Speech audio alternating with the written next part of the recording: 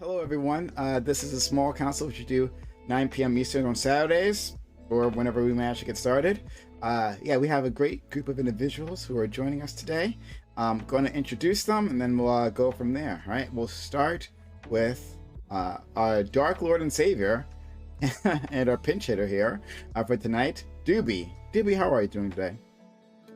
I'm doing well. Yeah, I'm Doopy. And he does this like understated thing, and then says the worst, and then follows up with the worst rhetoric. A little bit rude, but okay. He's trying to get you to underestimate him. Don't do that. Okay. And next we'll go with my very good friend, who I love so much, my friend Katie. Katie, how are you doing tonight? Or, yeah, it's still tonight for you. It's 4:30 a.m. I'm offended that you thought being erudite would make it a pincher for this, but yeah, that's my opening statement. There you go. Just needed more participants because I don't know if the other two will be joining. You just thought she and I aren't interesting enough. I can tell. I can see it in your sexist eyes. You don't think it personally. You should definitely do that. Okay, thank you. And then last but absolutely not least, we have our friend Erudite. Thanks for got fanfare. So Erudite, thanks for coming back and being part. I came up with this idea quite a while ago, but I reached out to Erudite first. I was like, hey Erudite, we'd love to have your opinion on this. And she's like, yeah, I would love to do this too. And I tried to put this together. It's been very difficult to put this small council together, but thank you, Erudite, for making it. Yeah, it's interesting. It seems like people don't want to get into the abortion debate at all, even though I think it's pretty obviously an unsolved quandary in our society, and we need to probably talk about it. So yeah, thanks for putting this on. Okay, all right. So let's get started. I will read the fancy prompt that I came up with. Topic: should the left reconsider its rhetoric as it relates to abortion? Is it fair to say fetuses aren't yet living humans? Does this make it more difficult to engage abortion skeptical audiences? What about the rhetoric that says abortion is a traumatic experience that is the last resort of desperate women? Does that reflect women's actual experiences? I've had this thought for quite a long time, and there's a few people I wanted to explore this with, but unfortunately I've never been able to do that with them. So I'm really excited about this. But just people lecture me about rhetoric, right? When I talk about the best phrase of them all, ACAB, right? They lecture me about rhetoric. So if what they say about rhetoric is true, right? Then I think the left really should examine how it approaches the abortion discussion. So we'll start with Erudite, work our way around. Sure. Yeah, I think when it comes to the abortion debate in general, I think both sides are kind of idiots about it. I think they both take really extreme positions that have no level of common ground. And so rather than finding actual answers to questions of age of viability or when do we confer personhood, we just get stuck on basically being abortion bad, abortion murder, or women's rights, and nothing really in between. And I actually think as a society, the question of personhood is really, really important. I would say it's one of the things we've talked about probably the least, but it comes up all the time. And I think we need a moral framework to some extent that we can agree on in our society that is to some extent personhood. When do we give people rights? Does the left need to improve its rhetoric? Yes, I'd say so does the right though, particularly with this topic and most topics. Saying a fetus isn't a baby until it exits the birth, 6 inches of birth canal, doesn't really feel overly logical, but then neither does saying a baby is a baby at conception, right? These are both really extreme stances that are just feel similarly arbitrary. And I would just like to see improvement overall, because I really actually want to answer this question, and I think we have the empirical data to do so. Okay, Katie. Yeah. So I'm gonna actually read up the prompt so I make sure I answered all the parts of it. Not read it out, just read it for myself. Yeah, I don't think it needs to reconsider its rhetoric in terms of as it relates to abortion in the sense of like, is abortion like murder? It's really not, especially not in the way that we currently do it, like as it's currently legal. I get that like rhetoric, like a baby isn't a baby even as it exits, like if it hasn't exited, whatever Erudite said. I've never heard that, but if people are saying that, that's bad rhetoric that we shouldn't be saying. I personally never argue for personhood anyway. Like it's completely irrelevant for me in terms of personhood. Like I'm gonna go mask off. Like I've argued for late term abortions as well, or like terminations of pregnancy, and I consider that baby to be a complete human baby. So it's like that's not really my concern at all. I completely relinquish personhood generally when I discuss abortion because it's like a completely a woman's issue for me and like bodily autonomy issue for me. So that's just kind of where I go with it. But I do agree with Erudite that's like this can't be really resolved in terms of rhetoric if we don't know what personhood is. I just don't think personhood is something that can be resolved because it's completely philosophical and humans are not very good at resolving philosophical like topics like that. Do I think the left I see a lot of your bias in this prompt, Prime. I don't think saying like shut up. I don't think yes, and it's showing. I don't think the left saying that like abortion isn't murder is bad rhetoric. Not at all. Yeah, I hope I didn't miss anything, but we'll see. Okay. Check your DMs, please. Doobie. Yeah, I think it's fair to say that fetuses aren't yet living humans, but I don't think it really matters that much in terms of the rhetoric, because I think typically anti-abortion people are going to be coming from a more religious perspective, not all the time, but typically. And you're just not, I don't think you're going to win them over with that argument. Secondly, I think that a lot of people can take that, a lot of people on the pro-abortion side specifically can take the fetus argument much too far. And I mean, I think recently I saw stories about a woman wearing a t-shirt saying that she'd had like 20 abortions. And she was, there are articles about her in different like news organizations. She was just giving interviews. And of course, she became another sticking point for anti-abortion people to cling to. Like, this is what these people think. They're insane. They're killing babies and they're celebrating it. So I think obviously the rhetoric needs a little bit of work because I don't think that's a good way to win anybody over. And as to like women's experiences, I mean, obviously I can't speak to a woman's experience with abortion, but I can talk about, I guess, what I've seen in like my own family and a couple of family members of mine have had abortions, and at least their cases, it wasn't a desperate last hope thing. It was they just decided they don't want the kid anymore, which I think is fine, right? But I think that if you're trying to paint this picture of pregnant women doing everything they can to avoid an abortion or to keep the child, and they end up going through with the abortion because they have no other options. I think for a lot of people that's going to ring hollow because it's not the case for a lot of people who get abortion. They just choose for whatever reason not to have the baby, even though they could support it financially.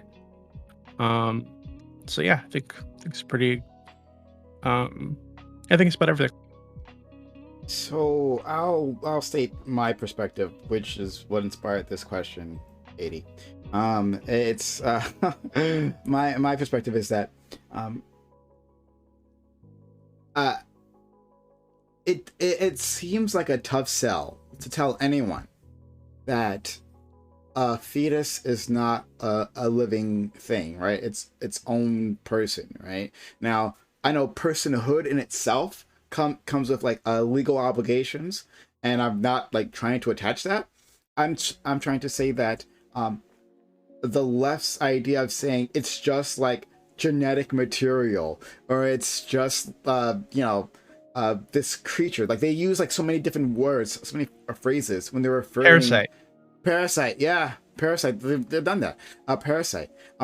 Like that's terrible, right? Like I could imagine a woman who's been pregnant, who's given birth, right, and has been happy with how that goes, right, and to think that like anyone would refer to her baby that way, right, at any point in time, right, that moment where she found out she was pregnant, she was extremely happy about it, right, and then to say that like, well, this isn't actually really a human, and we can terminate it, and we aren't killing a life.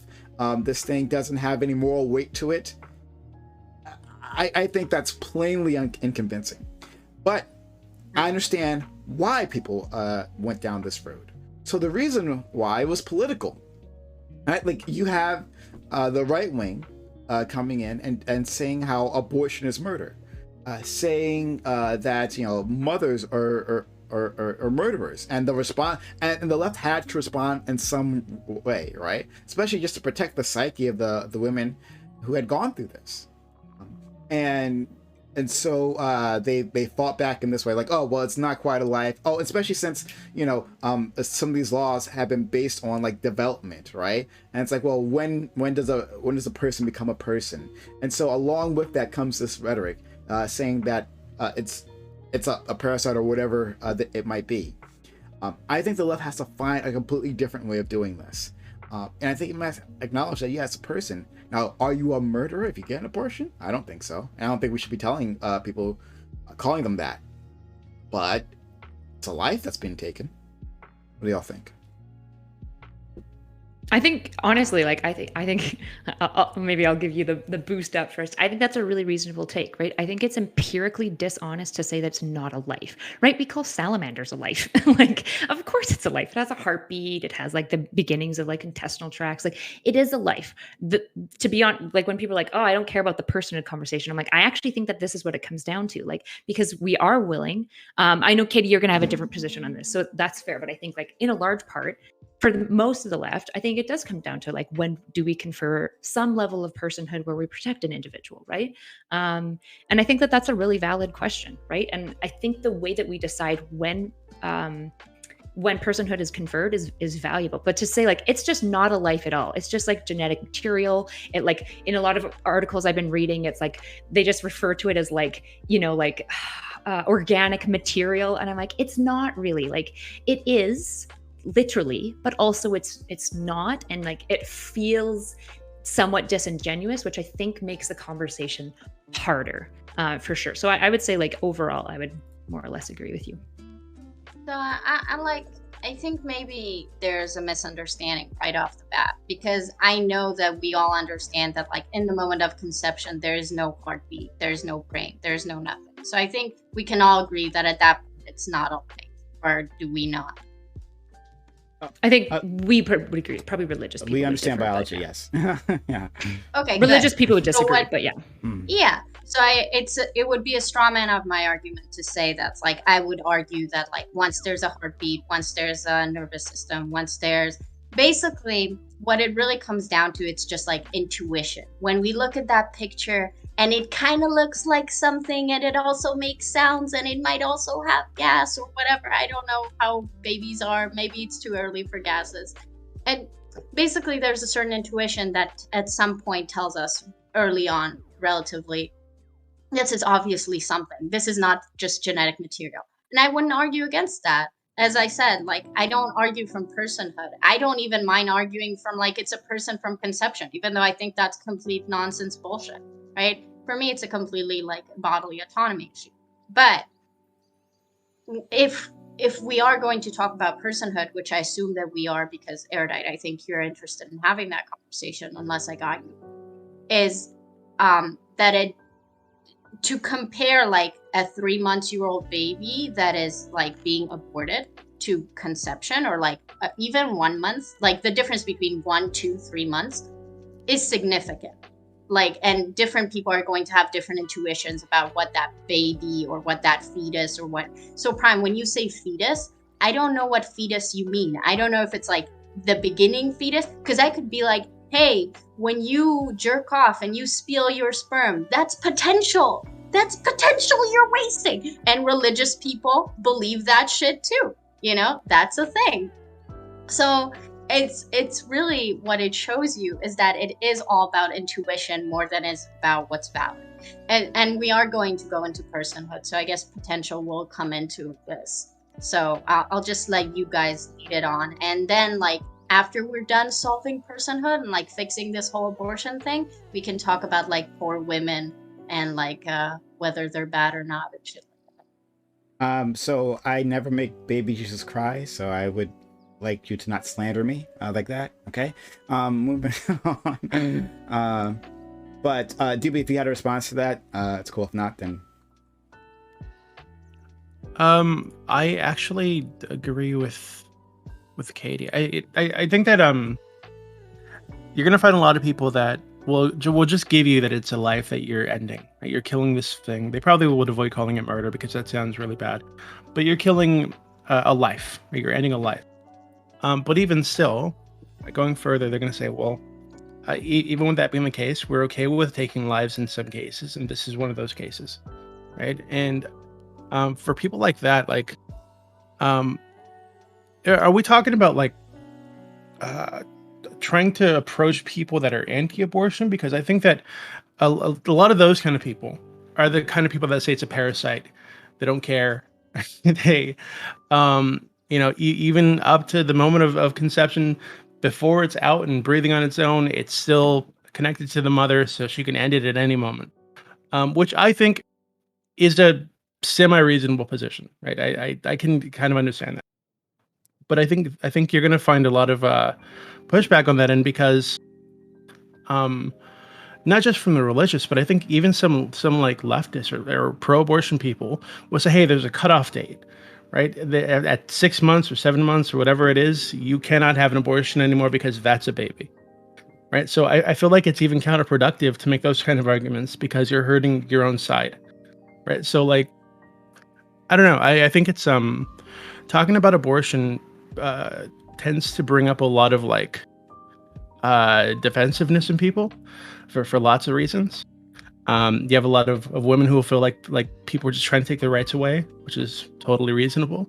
You have a lot of people on the other side arguing that these people are just murdering babies, right? And because they couldn't be responsible enough to wear a condom or whatever. And I think that I don't know. I think it's really difficult to talk about this for most people in a way that isn't really emotionally charged. We're gonna do our best, I think.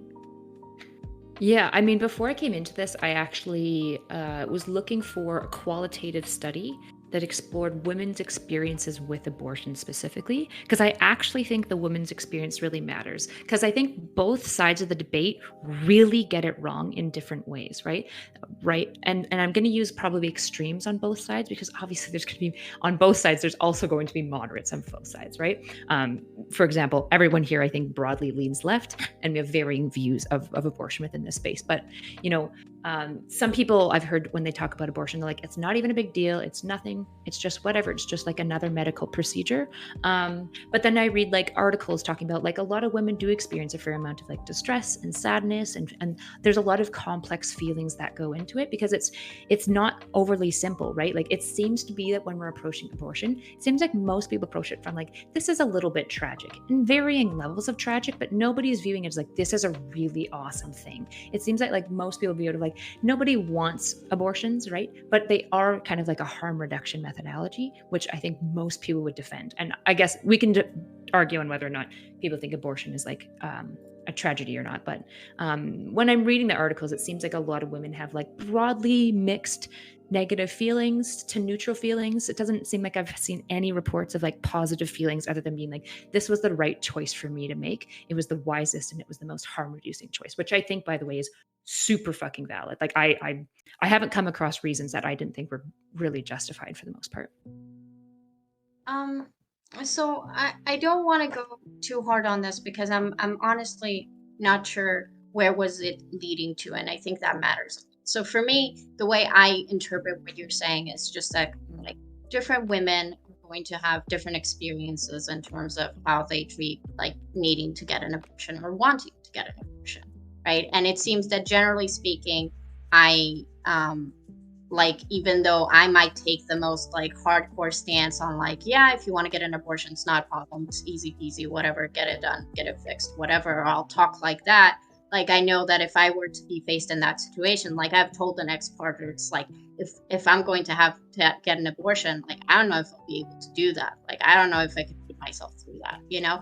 And a lot of women might have like similar reactions. I guess the reason why I'm a bit hesitant on like just full on agreeing with you is because I'm not really sure where we're taking it, because I feel like some of the hesitance for some women, so for some women it's definitely like it's an uncomfortable experience just because they have their own feeling, kind of like how I would feel like I'm ending a life that is dear to me or could have been dear to me and stuff like that. But I also feel like in the same way that a lot of leftist spaces would treat abortions like it's nothing and it's like a willy-nilly thing that you can just get fixed and stuff like that, there's a lot of things in society like glorifying pregnancy and children and childbirth and like carrying a child and all those things. So obviously when you're going through the procedure of now you're pregnant and you might not want the baby, well, also not wanting the baby comes with stigma, you know? It's not, we in leftist circles act like, you know, Doobie brought up that lady that had 20 abortions, but like, let's be honest, more women feel guilt into having a baby they don't want to have than like having abortions that they don't want to have. Wait, I feel like, I don't have the stats on that. I feel like a lot of women have ended up giving birth to children that they didn't want than the amount of women who were who felt so comfortable getting an abortion, they just like they gave up on babies that they wanted or that they could have afforded or whatever. You know, I don't feel like that's super controversial, because why would you have an abortion if you want or are capable? Like want and the capable are two different distinctions, which I think we'll get into later. But I think I trust Erudite to make this like super constructed. So I guess we'll do personhood first, and like as we get like deeper into it, we'll go into the other topics slowly but surely. Unless you want to do it differently. I think the TLDR of what my position was, like the beginning and the end, is I think both sides are missing the mark on multiple fronts, including women's experiences. On the right, there's a lot of demonizing, which is not helpful, right? And not true, right? Most women who make decisions for abortion do so with very serious contemplation and a fair bit of sadness and grief connected to it as well. So why would we be demonizing these people that are like sad about it? It's usually a harm reduction choice, right? Not always, but oftentimes it is, right? And on the other side, it feels like we're trying to be like, abortion's just neutral. And I'm like, how does that feel for a woman who goes through that? And they're like, they said it's just neutral, but I feel really shitty about it and I feel sad, right? So that's all I'm saying is I feel like women's experience is actually being missed on both sides. And that sucks because they're the ones going through it. And there's not really actually any space for them to talk about like, hey, I'm glad I got it, but I'm also sad about it, you know? Okay. Then I completely agree with you. And this actually reminds me something that Prime said earlier that I kind of wanted to address.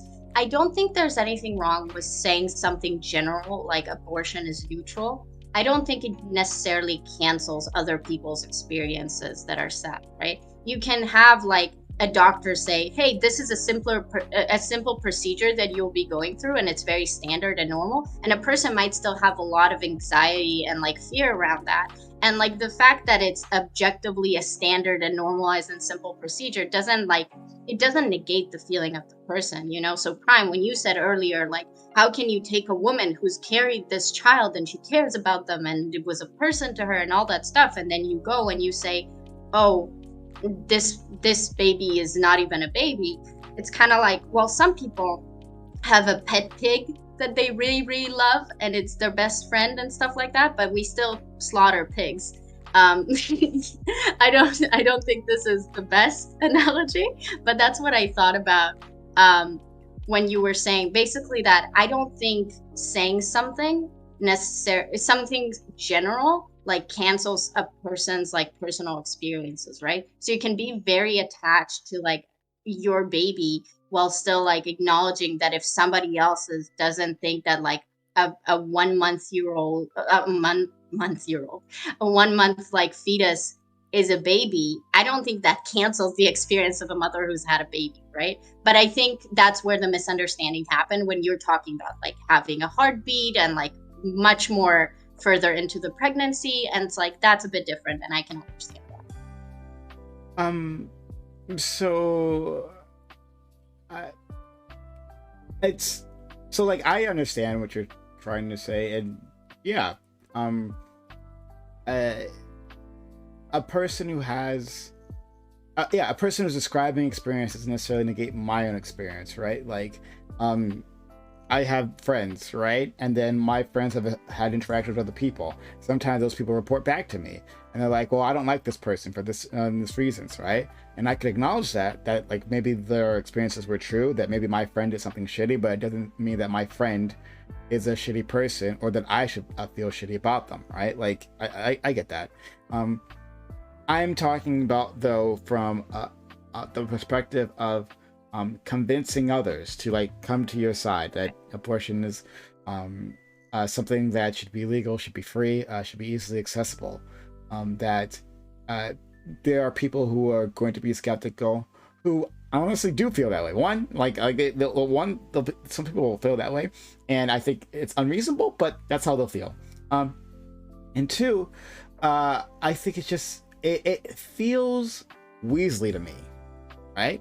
Like, so whether you're a woman or not, whether you've been pregnant or not, I feel like this rhetoric feels Weasley, because I've seen many leftists like try to, and leftists and feminists like try to thread this needle that this fetus is not a living being, not a person, right? And it comes off as like a political debate, like that's completely separate from like the emotions and like just doing anything you can to to find some sort of arbitrary division here, and saying and staking your claim that at this point in time it's simply not a person, right? And that's it, right? So we can be done with this debate, right? We can walk away from it. And I think there's mostly a confusion there. I mean, I might be wrong, and some people just might truly be weasels, right? But I think like personhood and person gets really mixed in this very quickly. And like I've had an abortion discussion with Wiggle, like months ago, and I kept saying, "Hey, I'm not arguing personhood. I'm not arguing personhood." And like he kept asking me questions about personhood, and I didn't understand what's going on. And he's like, "I just don't know what you mean when you say personhood." And I was just like trying to say that I'm completely relinquishing that argument, because I was already coming from like talking about abortions a lot and like debate like servers. And he was just like, he needed me to say, "Hey, I'm not arguing it's not a person. I just don't really give a fuck. It doesn't change my argument," you know?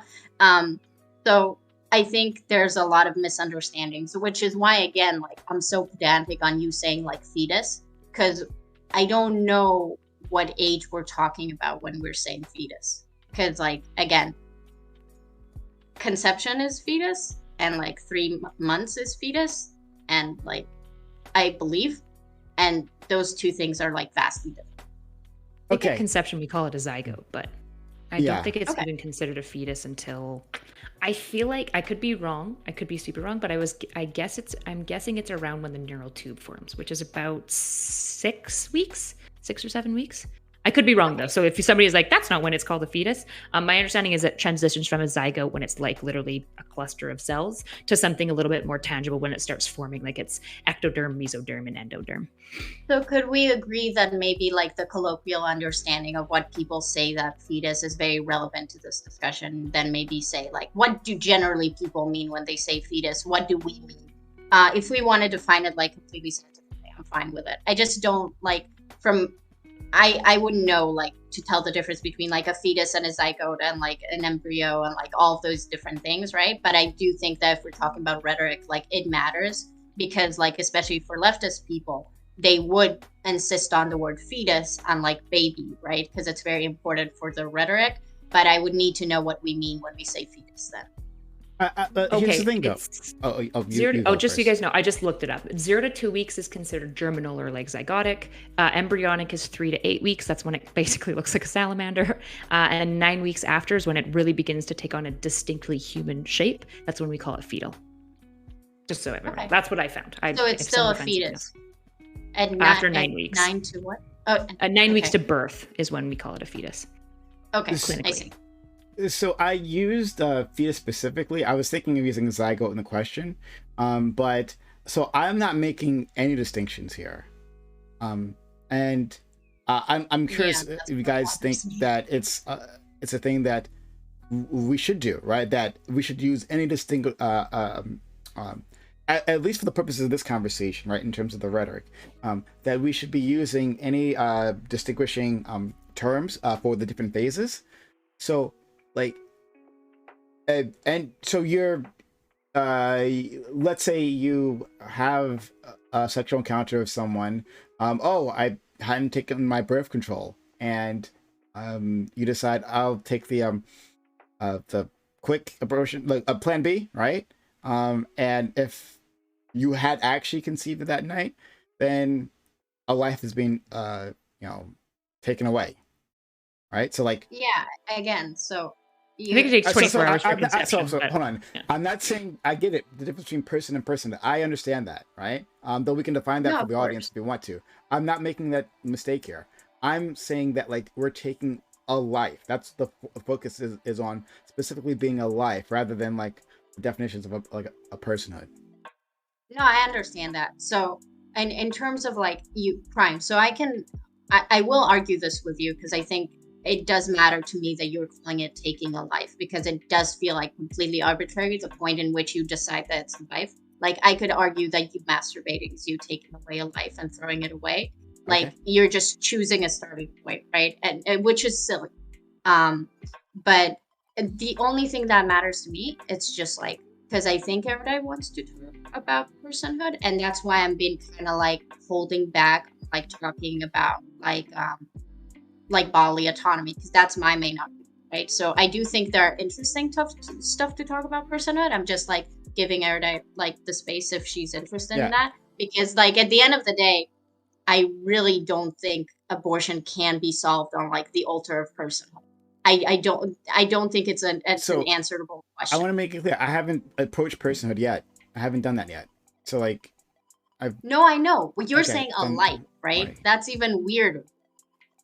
Why is that weirder than person? And maybe we should define these things so make it easier, right? Okay. So what do you mean by personhood, and how do you define that from the concept of a person?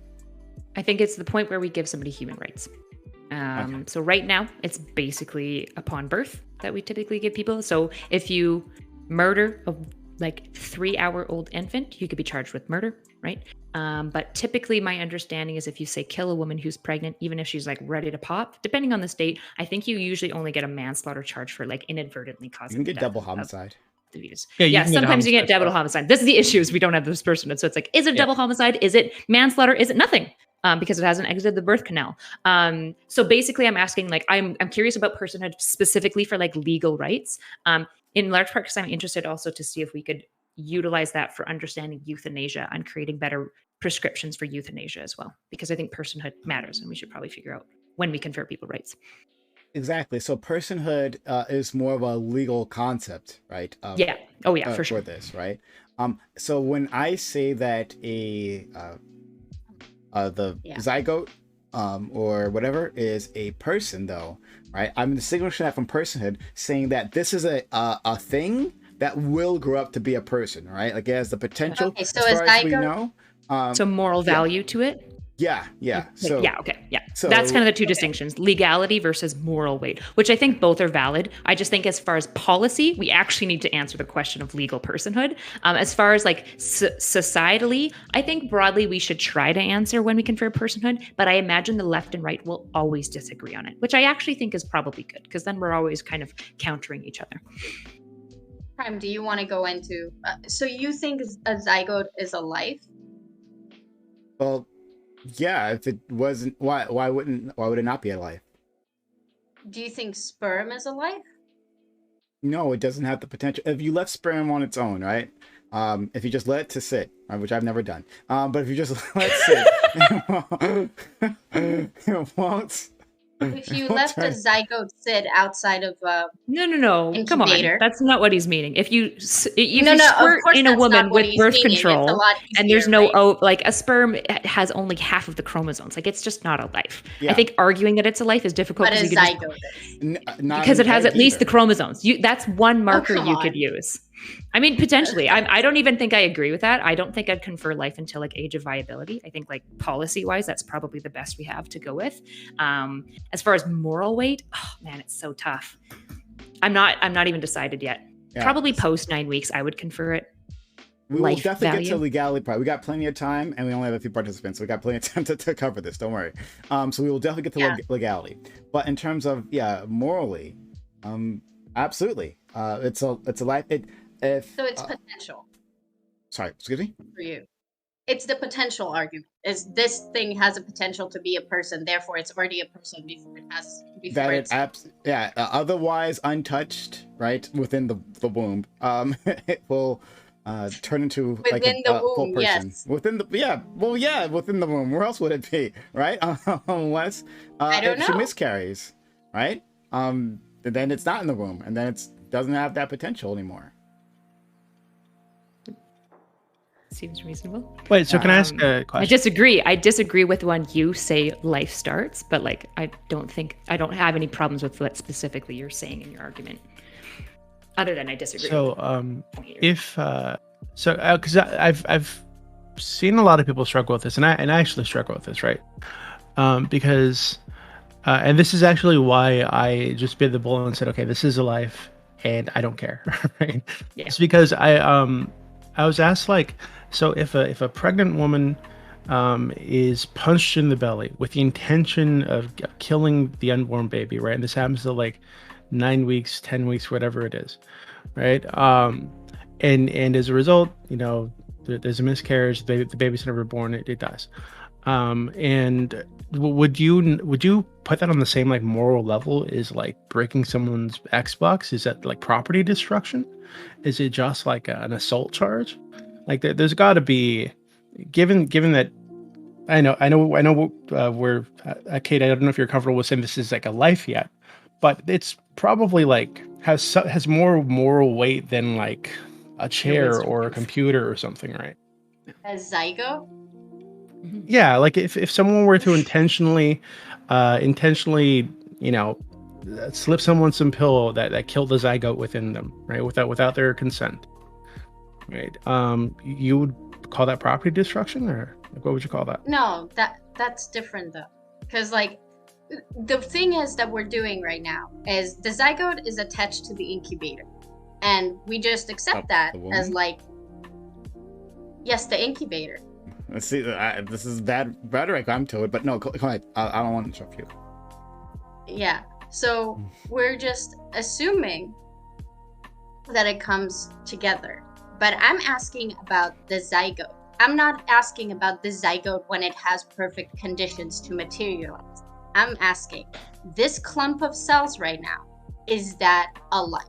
And the answer is maybe. Is it a human life? No. And I don't really believe in potential, right? In the potential argument. So I think it's a bit silly because, again, giving the perfect condition, sperm can become a zygote too, except that we don't want to do that. We don't want to start there. But there's an obvious biological distinction between a sperm and a zygote. Like there's an obvious, and I feel like if you're not willing to, denying it.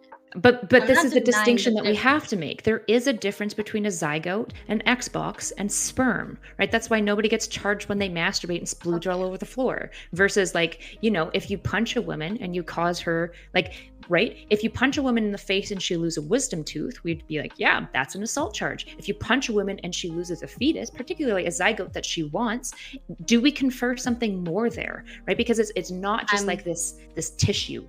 I'm going to try this again. So, speaking about the zygote, just a clump of cells. Of course, it's different than sperm. Sperm is not the same as a zygote. But the zygote by itself, outside of the uterus, outside of the woman, outside of the incubator, outside of whatever you want to call it, will not exist, does not have potential.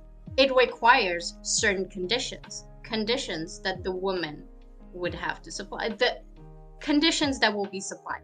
And my argument is it's more that so sperm that zygote will develop regardless unless the woman creates conditions to prevent it or something happens like a miscarriage, which is usually it's like some application of conditions. Left untouched, that zygote will develop. A sperm, on the other hand, you have to enforce a number of conditions before it would ever like turn into something more than that, right? And that's why there's this difference. Like a zygote, if left alone, will develop. You You know actually what? have to apply something to it to shift whether it's viable or not. You know what? I think that's a valid point. I'm fine shifting my perspective.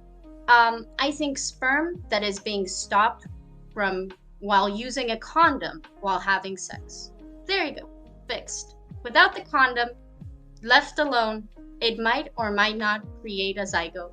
And that zygote left alone might or might not, probably will create a life. So There you go. Katie, like I this is the thing. This is it. This is the part of the conversation, right? That I feel like seems Weasley, right? To It's really individuals, not. right? It Like, is. like it's really very clear that there's a distinction here, right? I also don't think like a woman's unfertilized eggs being flushed out of her, right, is murder, right? Like that doesn't make sense because that egg is just it literally is just a piece of genetic material, and like it has not gotten the spark of life, meaning being invaded by a viable sperm, right, and started growing. So it's not, those things aren't the same thing. When I'm talking about a life, and its beginning, that clump of cells is inside, right? It is inside. It's growing, right? And like if in one timeline it becomes a full-fledged human being named Sarah. And another timeline it gets either sucked out of the woman's body or flushed out because like a miscarriage or something like that, right? So, I don't, this idea that so maybe a it's sperm my has a expression. okay. Maybe it's my expression, or maybe it's my tone of voice. But I've literally shifted my argument to be more in line with what both of you were saying. To which you then proceeded to say that I come off lazy. Now, I might come off that way because of the way that I'm talking, because I think what you're saying is very, I guess, a one way of looking at things that I don't appreciate, but people are entitled to do that. I think that the absolute attachment and the inability to see like a woman as like a separate like entity from the zygote inside of her is just very interesting. I do. That. And no one said that. Okay.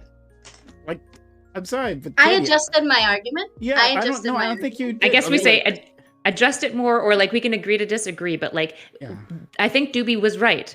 We probably should agree that for the most part, zygotes are lives, but we can actually quibble about whether or not we care about the life. We do that all the time, right? Yeah. And I think that that's valid. I actually don't care about a zygote's life at all. To be honest, I will prioritize the woman's life 100% of the time. But after But you a certain don't think point, sperm is life. You no, don't of think course sperm not. is life. Of course not. There's Yeah, a massive then agree difference. to disagree. That's Okay, absurd. but an ovum, so just to be clear, an ovum is the same as a sperm. I also wouldn't consider an ovum life because an ovum is Can you mostly tell just me going to what get an shed. ovum is? That's the egg itself. Yeah. So before it, makes love with the sperm, an ovum is just an unfertilized egg. Once it's fertilized, it turns into a zygote. So at the point that it's a zygote, it now has double the amount of chromosomes. So it's a full cell. It's no longer a gamete. And now this has a different possibility. So even at that point with conception, you can maybe argue it's a life, but 50% don't even implant, right? So I would say like we probably, as a good rule of thumb, shouldn't even begin calling it a rule of life until it implants, but you can from conception. That would be still viable potentially on what metric. I don't really care what metric we use because I don't care about the life anyways up until a certain point. But that's what the difference is even chromosomally, there's a distinct difference between a zygote and a sperm. Because I'm not arguing potentiality at all. Sperm doesn't have the potentiality that a zygote does. Again, I understand that, but when I adjusted the conditions. So if we're talking about, when I say, hey, if you remove the zygote, if the zygote unrelated to the woman, does it have potential? And the answer is no, unless you use like in other types of like mechanical things. But like if the zygote is outside of the woman and you're not trying to make it happen, then it ain't happening. It will die. Why are you putting What, outside the woman? That's the part I don't understand. Can Why I are you doing talk? that? Yeah, please. Okay. So then I adjusted it. I said, if you have uninterrupted sex, so without a condom and without contraceptions, now the sperm has potential. Might not have as much potential as a zygote. That's fine. It has potential. So you can call the sperm in that uninterrupted moment life. You would have to, because you're literally arguing for potential. But you're choosing to make an arbitrary distinction just somewhere where potential starts. And that's bullshit. And that's where I say we agree to disagree. So the Because difference is that you're being completely arbitrary. a sperm is always available, and an ovum is available in women all the time. They're just readily available. They're there. They're natural. A zygote doesn't just appear in a woman randomly, where sperm does. Most sperm, by the way, ends up in clinics, right? Most sperm does never get to make the journey of a lifetime to try to make. But I've said sperm inside a woman repeatedly, multiple times, many, many times. I've adjusted my argument over and over. Right. So I'm making the argument that I don't think calling gametes a life is viable, because I think it's not. It'll die in like 24 hours. I think if someone like Prime is going to argue that a zygote is a life, then I would expect someone like Prime to argue that uninterrupted sperm inside of a woman, when you fuck a woman and then you don't use a condom and she's not using contraception, the sperm that you're going to inject into her has potential. And if it has potential and you are calling life to stuff that has potential, then that sperm is life. And if he's not willing to do that, then he's creating an arbitrary distinction that sucks, but is his right to make. You're creating a causal chain here. Okay, I see what you're doing. You're trying to create some sort of causal chain, saying that this sperm that has been injected into woman A has when not using a condom, not using protection, when she's not on birth control, right? That sperm, like from that causal link, one of the spermatozoa will eventually, at least in this situation, reach one of her ovum, right, and then begin life, right? Become a zygote. So you're saying start the causal chain at that moment, right? At the moment of release of the sperm. That's what you're trying to say, correct? Maybe earlier, yeah, sure. Earlier. I need to think about that. I guess our line is we're conferring life when there's enough chromosomes that it would basically do its thing naturally. You're conferring life with potentiality, which we're not actually doing, because I don't see the difference between sperm in the balls and sperm in a vagina. To be honest, it's still sperm, it's still a gamete, doesn't have the chromosomes. I'm conferring life once a zygote is established. And to be honest, if you want to confer life to sperm, I don't even care. I want to move past this conversation. I don't care that much, because I also don't care about sperm, obviously. Yeah, I already said I don't even care about a zygote. I think you're wrong, but like I'm willing to bite it just to move the fuck on, because I don't care. I think we're splitting hairs. Maybe I got confused. Prime said potential, so I'm arguing against potential. If Prime really cares about the chromosomes, which he never said once, but if he's on that train now, that's fine. I don't give a fuck. I don't argue for personhood or life anymore. Okay, well, if the thing that was holding you back was me saying potential, then I'm fine at taking that back. Potential matters. And co-sign what Erudite was saying previously. Doobie? Yeah, I'm just wondering, Katie, what you would say to the, I guess it was kind of a question. The thing I said earlier, right? So someone intentionally slips a woman a pill or punches her in the gut, whatever it is, right? With the intention of ending a pregnancy against her will. Like, if you're saying this is like, not a person, it's separate from the woman in some way. Like, what should the charge be there? Right now, I think it's like homicide in a lot of places. So, oh my god, I cast. Okay. So I think this really relates to like a later part of the conversation of like after we determine personhood. But generally speaking, for me, I wouldn't be able to tell you legally, because legality doesn't really fit with my moral systems or how I think things even should happen legally. If you ask me, how should we, under our current legal system, like handle something? I wouldn't be able to tell you, because I think our current legal system sucks in a lot of ways, and the way we judge things is just wrong and like off-putting, and I don't like it. Generally speaking, the way I judge stuff that have to do with pregnancy in terms of like morality and how I would like legally to happen is the intent of the woman to keep the baby. And there is a period of time there where there might not be an answer to that, and I do believe that's going to be the hardest. That and like establishing intent are going to be the most difficult things to do in terms of like legalizing whatever we stop talking about. But I think that if a woman intends to keep a baby and carry it to term and harm the baby, I think that has a lot more of I think that is completely different to a woman who's going to terminate it. Like, I don't think they should be judged the same, like, whatsoever. Right, but it sounds like you'd call it some form of like assault or something, or like property damage or something akin to that, right? I'm not talking like the current legal system, because the current legal system, in I think most places, it'll be like murder, right? It'd be like infant homicide. I wouldn't call baby. I wouldn't call. I'm sorry, fetal homicide. I wouldn't call anything done to a baby in a womb homicide, and I wouldn't call it property damage either. Just nothing. So, no. I think it endangers women a lot. I think it's a bad precedent to have. So, definitely no on that.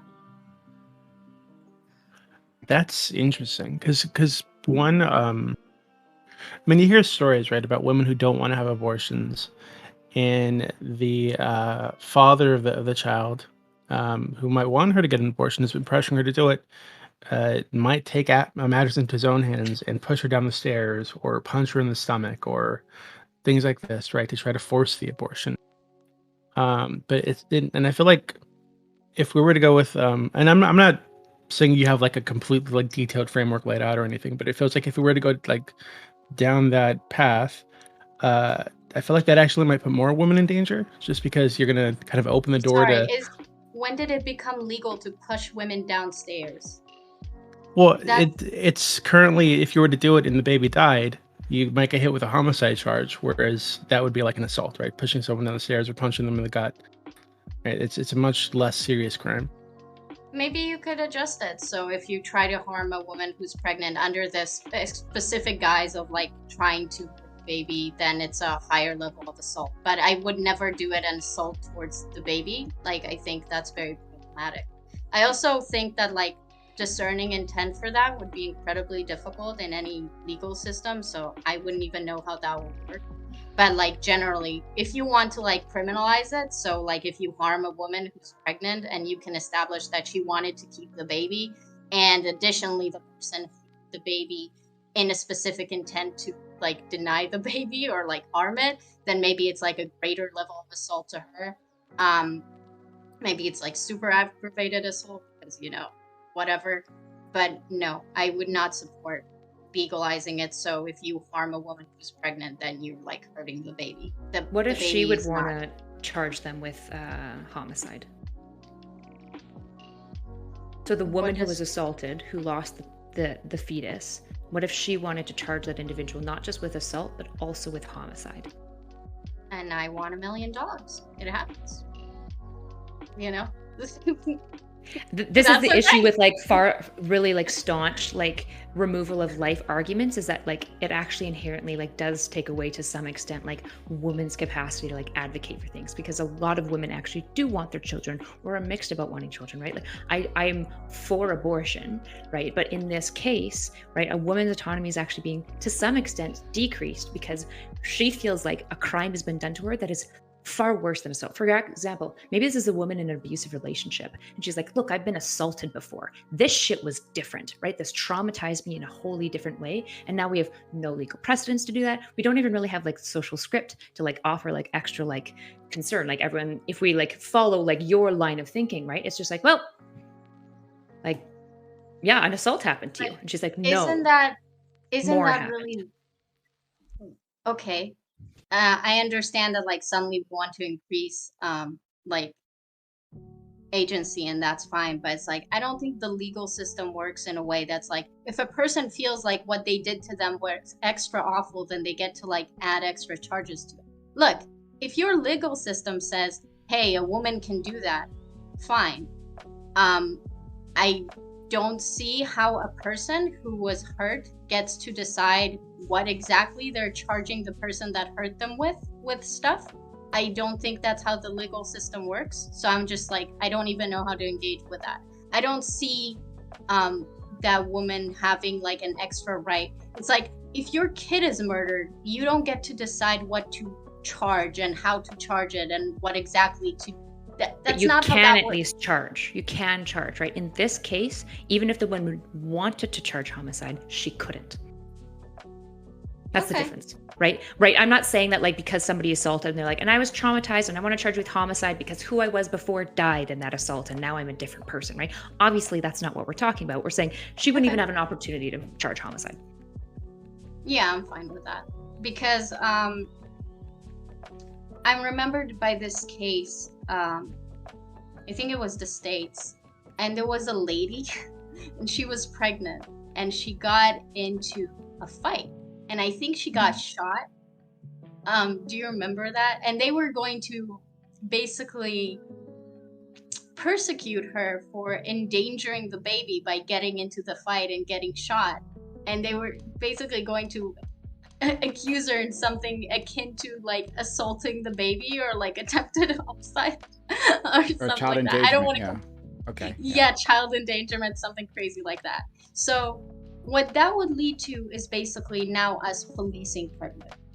Like, oh, why did you walk that flight of stairs when you fell and now you endangered the baby? Now we can persecute you for endangering baby. And I'm just not I'm not willing to open that can of worms. Like, it's just no. So that's where I'm coming from.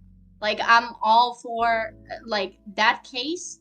I did not like that woman got into a fight where she could have gotten herself shot. Like, I'm not down with that. And that's why I said, like, if I had things my way, I would obviously attribute a lot of intent to, like, a lot of importance. Like, if I had everything going my way, I would literally have women sign documents about their intentions in terms of carrying the baby. Like, if they're carrying but they don't care, if they're carrying but they're pregnant but they're planning on carrying it to term in the best terms possible, if they're aborting. Like, that's how I would do it. And depending on what they answered in those forms, and obviously those forms can change with time. And again, I don't have this completely fleshed out, but that's like generally what I was thinking. Like, depending on what you answered on those forms, that would like completely change how the legal system treats you. And maybe under that world, like a woman who was going to carry it to full term in the best conditions possible could have what you wanted. That's possible. It's not really the world that we live in or anything close to it, so it feels kind of silly like being in my own fantasy world about it, but that's generally where I'm coming from. I'm extremely worried about us now persecuting women who handled their pregnancy, you know, and that already happens, you know, and that's dystopian creepy shit. Happens a lot in Latin America, do be. It's a little bit weird that you said Latin America than Doobie, okay? Like it's Oh, so me But- too. We know where But you you live, are- Doobie. But you are Mexican. But go ahead. I'm not okay. Calm down. Look. So what I'm Katie actually brought up a really good point. And I'm trying to like bounce it around in my head, but erudite. I would say erudite. Erudite. I'd like to know what you think about it. So, what do you think about that case? So a woman gets into a fight, and they attempt to charge her for putting this unborn baby into danger. And you could expand it further. Like, what if Katie said walking upstairs? What if she's having a drink? You know, she's having some wine, or what if a pregnant woman smokes or is around smokers? Right? Should we be able to charge them for endangering this unborn baby? It depends. So it depends on the age. Remember, like I want to confer personhood and human rights at a certain point so that we can just like pretty easily answer this, right? So let's say in this hypothetical, legally we've maybe agreed, like the age of like rights that I would like to give is when somebody is like viable outside of the womb. And that's always going to shift with technology, but right now it's about 24 weeks, right? So in the case of somebody who's got a 29-week-old baby, I think pressing charges for that is probably a really dumb precedent to set, because the reality is like we know parents that abuse their children significantly worse and they never get charges pressed against them. They usually just get their children removed. So the idea of like charging a woman for getting into a fight feels extremely reactive. And this is the issue, is like our court system is inherently, like, there is these like systemic misogynistic things where we are trying to like penalize women particularly more for being bad parents. So I think that that's a really bad precedent, but there might be legal stance to basically say, for example, say a woman, say we legally agree that 24 is the age of viability, we confer personhood at 24, legal personhood. Then you might be able to make an argument that mothers who engage in drinking after that age are committing child abuse and might be chargeable, right? Typically, at this point already, we remove a lot of those children from their mothers at birth already. So to some extent, we're already kind of responding to women like this. Do I think it's right? If we agree at a legal age of personhood, yes, I would think that that is correct. If it's under that age of personhood, then I would say no.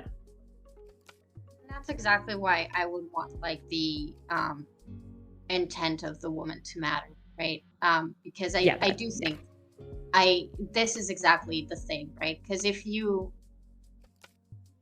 don't care about the child at all, to the point where you're doing drugs on a regular basis and all this stuff like that, and not to speak about how a lot of people generally, if they're doing drugs while they're pregnant, we can discuss how much choice there is in that, addiction. Erudite, I'm sure you know a lot about this more than I do. But generally speaking, I do think there's something very correct about removing, in a way you could say that it's like, you're sparing the bad parents, like having to take care of a child that now has alcohol syndrome because you're taking the children away, and now it's like children that have massive issues because you did drugs and alcohol during your pregnancy, and now you don't even get to handle the consequences. Whether they should be fined or later be penalized further in the legal system would then be for me in terms of like their intent, which is what I meant. Like, versus because if a woman, I think some women could absolutely, some people who carried a term and continue to abuse like substances to an extent, like could and should be penalized further. But I think that's a very, very, very slippery slope, and I'm extremely concerned about that. Generally, like policing women's like pregnancies is a huge issue, like societally, and to try to criminalize that is going to be horrible for women. Sorry. You're not done. Keep going. No, I am. Okay. I just wanted to get one thing out of Doobie, because we're going into the legality personhood, which is fine. Let's do that. But I actually didn't. I'm not sure if I heard Doobie's answer about moral weight, and like when would you attach moral weight to I'm actually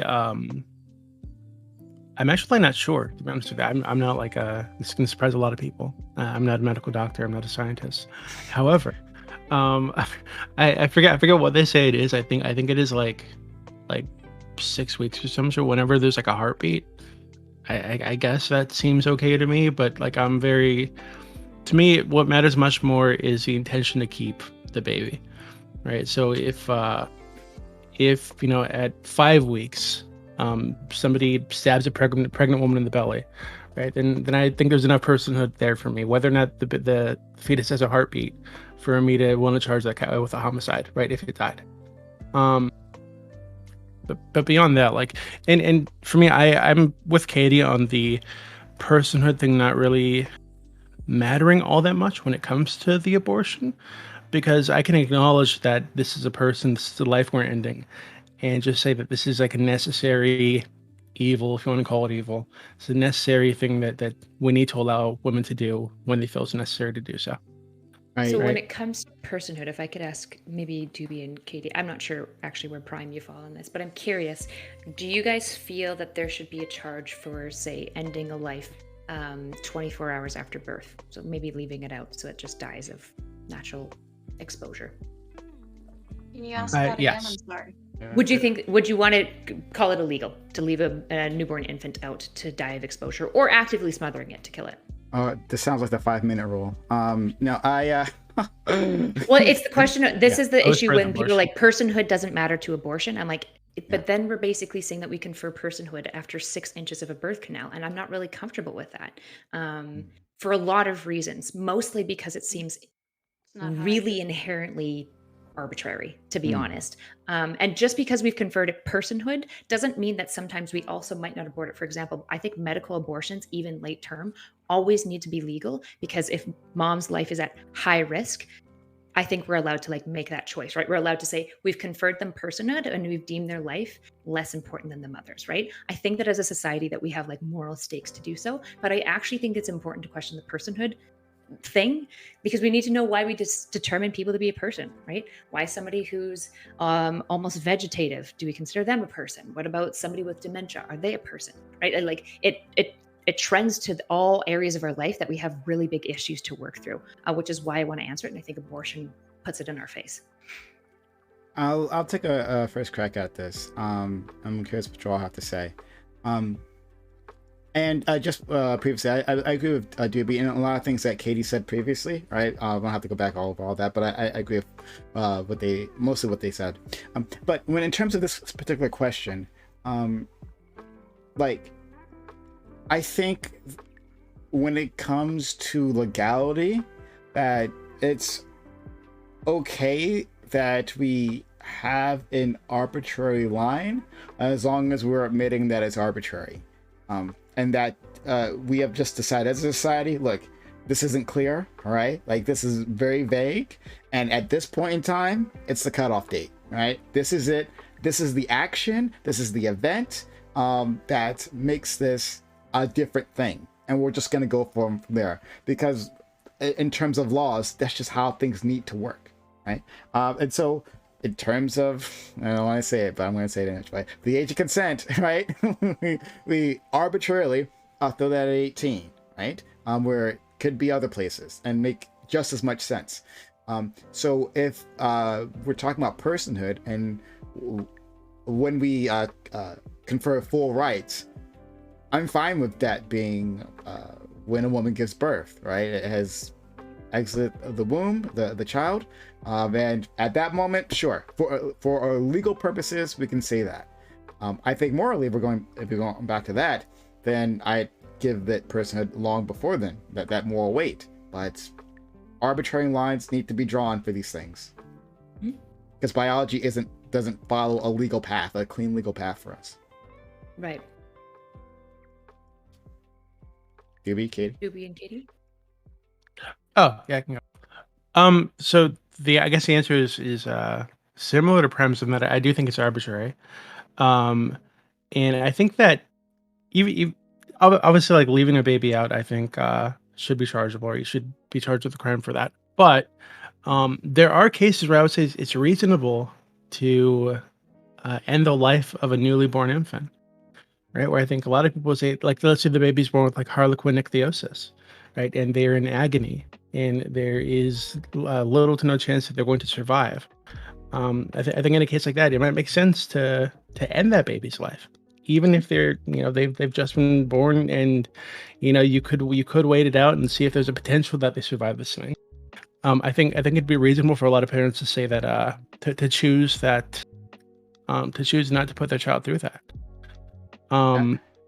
But I think for me it would be, once there's like the potential for this child to either survive on its own or with the help of other people, right? So if a woman has given birth in a bathroom somewhere and at a truck stop, if she could drop it off somewhere, or to have somebody come pick it up, with a police officer, or drop it off at a fire station, or even at like a counter at a grocery store, whatever it is, right? I think she has some responsibility to do that, because at that point, it is like, it's no longer a thing within her. It's a living, breathing human that she has some responsibility for, just as she'd have some responsibility for, a drowning kid, that she'd be like walking by.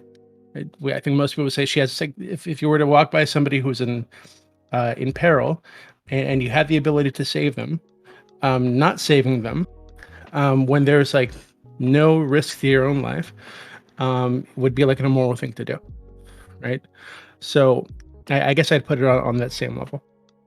So if there was like some danger to her and she had to leave the baby out and had to let it die, sure. But if she just chose to stick it in a plastic bag and leave it in a trash can somewhere. Like I would say that she should be charged. And we're definitely going to explore all that what to be said a little later on. That's really interesting. Katie, love to hear your answer to Erudite's question. Yeah, I don't know why chat and the panel are struggling. Struggling is a bit mean. There's an element here that we seem to, I don't think forget, but it's like being dismissed is not important. The reason why I don't argue about personhood is simply because it's a bodily autonomy issue. So the difference between a baby being in the womb 5 minutes before birth and 5 minutes after birth is that, like, at one point it is still dependent and attached to another human being that also has human rights and is sustaining it and has sustained it for a very long time. And at some point it hadn't, right? After the birth, right? And that's pretty important. Like, that's pretty relevant, right? So what happens, and that's why I was kind of with Erudite, like, earlier on, that the way that I say it, because I support, like, late term abortions as they are, is like, for me it's about maintaining the bodily autonomy of the woman no matter when. So when the abortion happens before age of viability, and then that's an ending of a life, if you want to call it, depending on what stage that life is and when you qualify as a life, because we had that. But after that, I'd actually argue that at the point of which we determine personhood, which for me is kind of pointless, but let's say we've determined personhood. Let's just say, for the sake of argument, that personhood is exactly at, like, Chat said, earliest case that survived after, like, being extracted from the mother is 21 weeks. Let's say 21 weeks is it. For me personally, any abortion should actually be an extraction. So you extract the baby and you do whatever you can to sustain it and keep it alive when it's out of the womb. But for me, what matters is that women will not be tied to fetuses that they don't want to supply their bodily resources to. And it's really not a complicated idea, and that's pretty much all my argument stands on. So yeah, I don't know if that answered the question. I think you can't leave babies outside in the cold to die. I don't think that's good. You're muted. The difficulty with the birth canal, right? Like, once they're alive, that's the line we draw, is it makes it really hard to argue against late-term abortions, which most people are broadly opposed to, right? Other than the exceptions, right? Because we have these things as well that I would say, like Doobie's case of, like, sometimes when an infant is born, we might choose to euthanize them. But I don't think that that's the rule. That's typically the exception of, like, oh, well, the reason why we're exempting this rule is because the immeasurable amounts of suffering and the basically plausibility of this infant's going to die and suffer their entire life for, like, 3 days before they die, right? But I would say that that's an exception. That's not what we like make policy and rule around. And so the reason why I like to use personally the age of viability is because it counters late-term abortion, which, to be honest, I actually am quite staunchly opposed. Like, I do put a moral value on I guess what I would call an infant after 24 weeks, basically age of viability. And I'm quickly to confirm, when we say a late-term abortion, do we mean termination of the baby or just extraction? We mean, like, third trimester termination of the baby. So typically it's done through stopping the heart through an injection and then cutting it up and vacuuming it out. I'm not okay.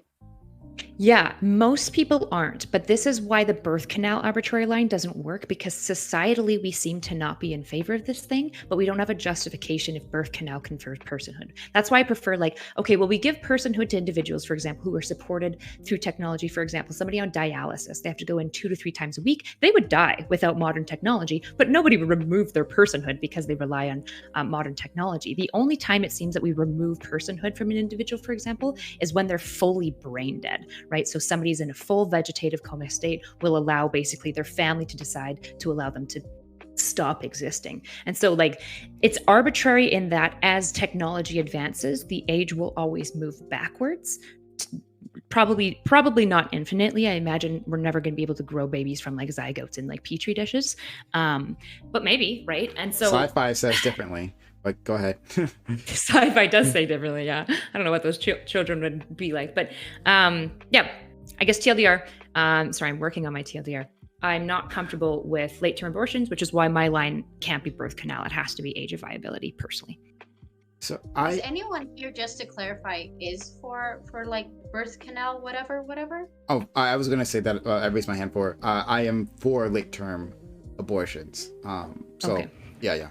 And I'm fine with putting it Under all at cases. the birth canal personhood. Yeah, I'm actually for that too. Really? Yeah. Yeah. So like, Wait, so just to clarify, when you say you're for late-term abortions, do you mean like when it's medically necessary or whenever the woman wants it? Whenever a woman wants to. whenever a woman wants.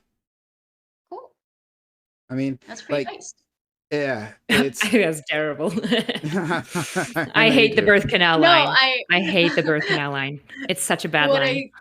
What I mean by based is that it's very nice to have two dudes who are willing to say that out loud. I think that's very based. I don't agree, but I think it's very cute and I'm glad to see it.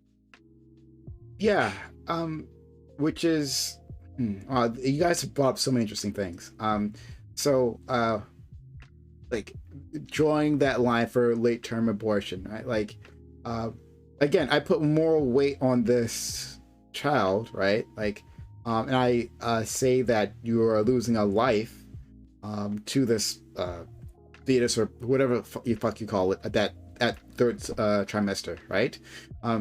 And I guess I like increasingly put more and more weight on it as it goes on, right? Like, I'm not sure how much difference that makes, like, for putting more and more weight. I'm not sure if at any point that actually matters, since like I'm inherently putting the woman's life above that in the end. So I'm not sure if that slope matters at all, since it never reaches her line.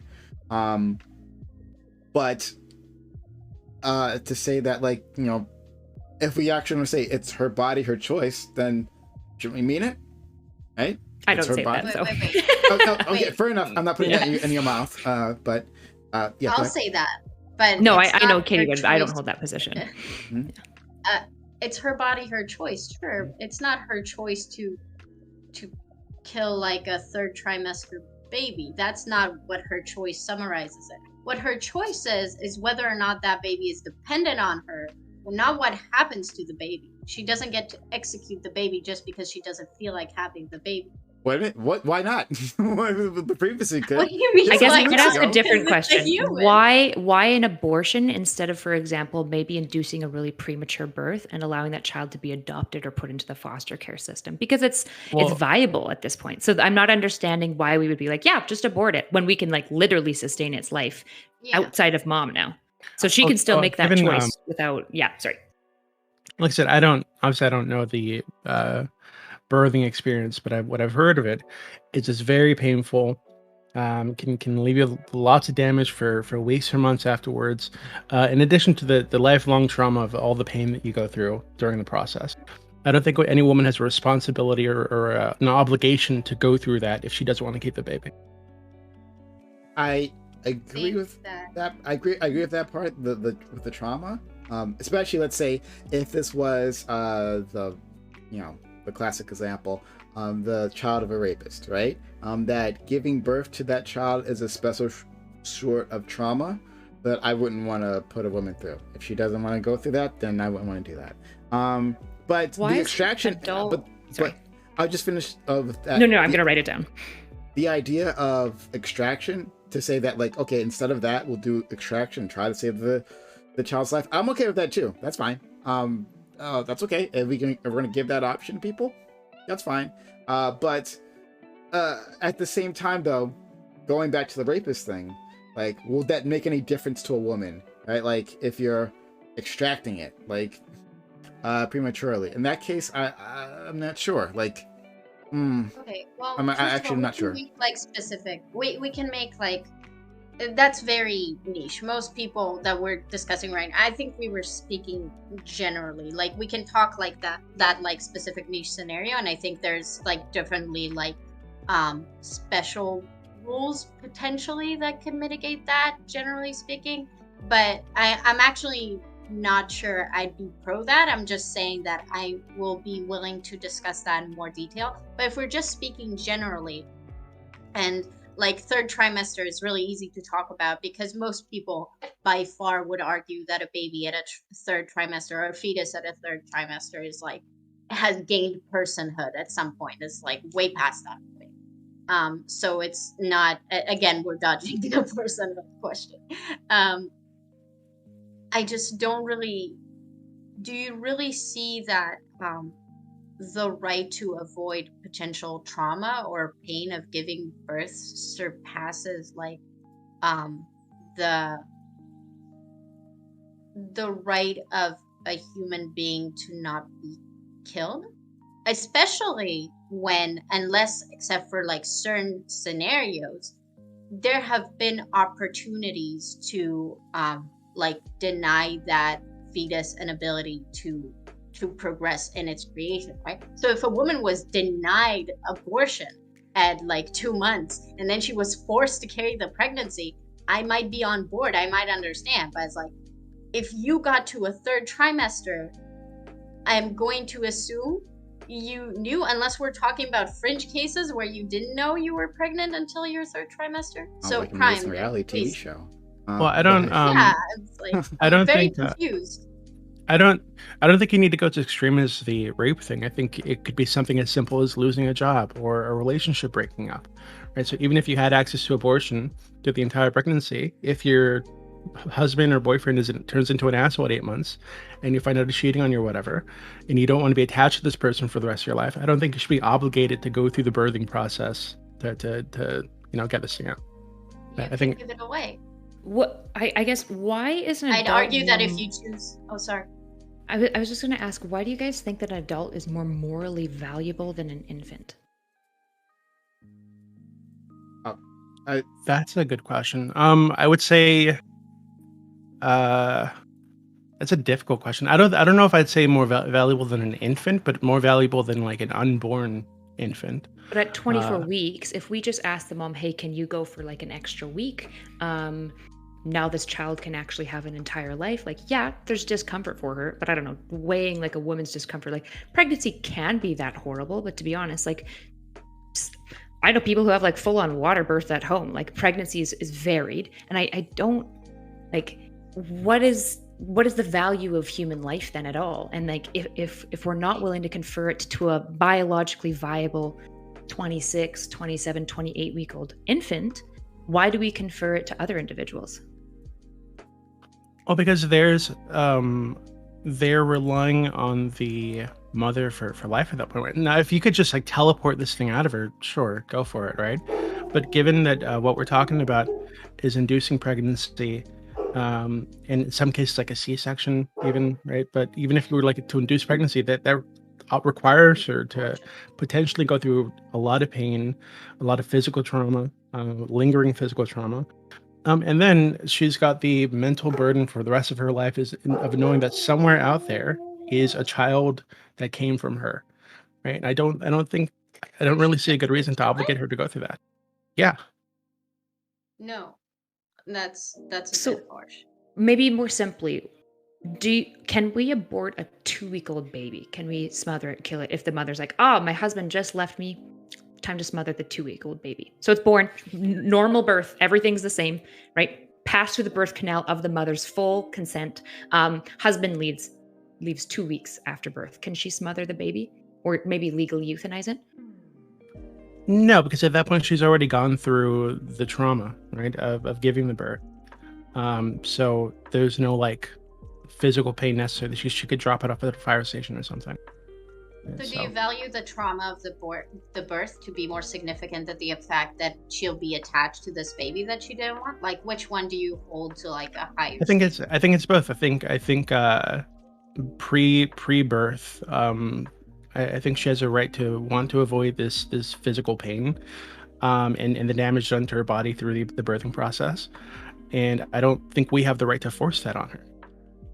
So, do you think that an abortion at 32 weeks won't cause significant physical pain, potentially psychological trauma, maybe scarification, maybe even impacts fertility? Yeah, it might. But that's why I'd give them the option, right? So say, hey, be honest about what the abortion at 34 weeks entails. Go through the entire thing with her, make sure she understands exactly what she's signing up for, and if that's what she chooses to do, then that's her decision. Okay. Yeah, So, does so- typical human life have value? Basically, is the question.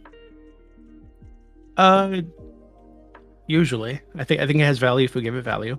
But I think I mean, we said earlier, some human lives have more value than others, and I think at that point, her life has more value. So, you think But it's pain not is her more life. important than human life? Yeah, it's not her life. In some It's cases, not yeah. her life against like baby's life. It's the baby's life versus a reasonable, potentially like high level of discomfort, pain, or trauma, which under almost all circumstances, we'd argue does not triumph life.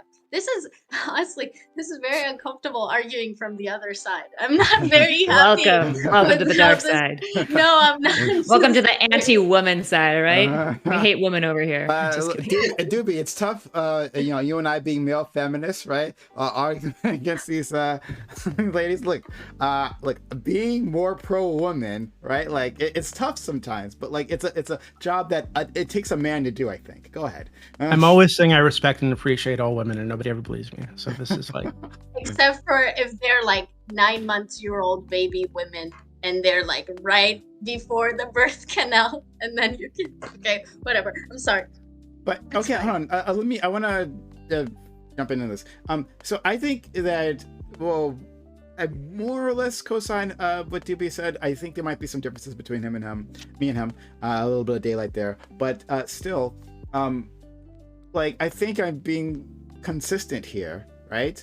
And I think my standards more or less line up with Erudite, except that we're changing the date, right? So Erudite is saying at Viability, that's where she would use Personhood, right? She would plant it there. I'd said at the time of birth, like at the time of birth, that's when you do it. We're just moving the timeline when that happens to say that. Well, and Kate was saying, well, at some point in time, this trauma doesn't mean anything, right? Hey, that's not what I said. Oh, okay, excuse me. All right, so I don't want to put words in your mouth. But like comparing the trauma to ending the life of the child, right, and seeing that as some sort of great wrong, well, then it's always wrong at that point. Okay, I mean, I can back you then. Okay, then it's always wrong. It was wrong at 2 weeks. It's wrong at 2 months. It's wrong at in the second trimester. Then like I don't see why it's different in the third trimester. Like what happened? What happened there? Because they're No. viable. The They're viable, personhood. independent of mom. That's the line that I'm saying. So, for example, know. the Yeah. purpose of the abortion is to not have the child be reliant on her for the rest of her life, right? At that point, usually, unless of course. Yeah. Medical stuff. The issue that I'm taking is we're basically saying that a bit of that physical pain is more important than a human life that can be fully reliant without her and get adopted or have there are many other options for this life now that doesn't make it reliant on the man. We're basically saying, yeah, it doesn't fucking matter because she'll have to go through pain. And that's wild to me that we're literally putting like human life over pain. Like, I don't understand. I'm fine with extraction. If you guys want to And give trauma. that, that's okay. For Yeah, me, I I'm not argue speaking for for it. Doobie here. But in terms of extraction, okay, But fine. when is life less important than the pain? Like, if it's going to be really painful for some reason for them to have a 1-week-old baby, is it okay to violate it then? If there's lots of pain associated with it, what about 2 weeks? I'm saying for legality's sake, right? And in terms of legality, it's not. Well, I don't want to say that much. But I just like as a matter of the law, I would draw the line there. I see no reason as a matter of the law to draw the line in a different area. Unless you were saying, okay, well, at viability, right, then the first option must be extraction, right? Like, we are going to attempt that. If for some reason extraction is not a possibility or it endangers the life of the mother, then we go to abortion, assuming that's safer. That I'm okay with that too. That's fine. Does that answer? You guys cool with that much? No. The idea that we would basically put human life over pain seems insane to me. Basically, but we like would, in most That's regards. we would do this, but we're doing the same. And like if it's a person who, sorry, if the baby is younger or the whatever, infant zygote whatever is younger, right? And the woman knows, right? She can see into her future and knows that she is going to have the same amount of emotional trauma, and that's why she decides to abort and no other reason. Then I don't see how that's different, right? If I'm already giving you the option of extraction and extraction is non-viable for whatever reason, and then she decides to abort, right? Then how is this any different than previously? Like I hear you're saying viability, right? But viability, it's out the window at this point, right? For whatever reason, we just can't do it. So why should she have to stick with this child? Sorry, so are you saying that in this, just to understand your hypothetical, are you saying that like the baby's not viable because if it was born at at this premature stage, like for whatever reason the technology would be insufficient, or why is it? I think I'm still misunderstanding your hypothetical. I just like for any reason, I don't know what. I'm sure someone could come up with a medically convincing reason for this, but like the option of extraction is unavailable, or that it wouldn't work any which way, and that like the attempt to extract would somehow still kill the baby. Like it's viable in terms of like its development, but for some reason we can't make it. I don't know what the medical situation would be for that, so I'm gonna state that.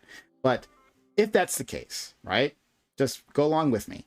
And that was the first option we're giving them. Okay, you're in the third trimester, this baby is viable, you can extract, but we can't do extraction. So the other option is either giving birth or abortion.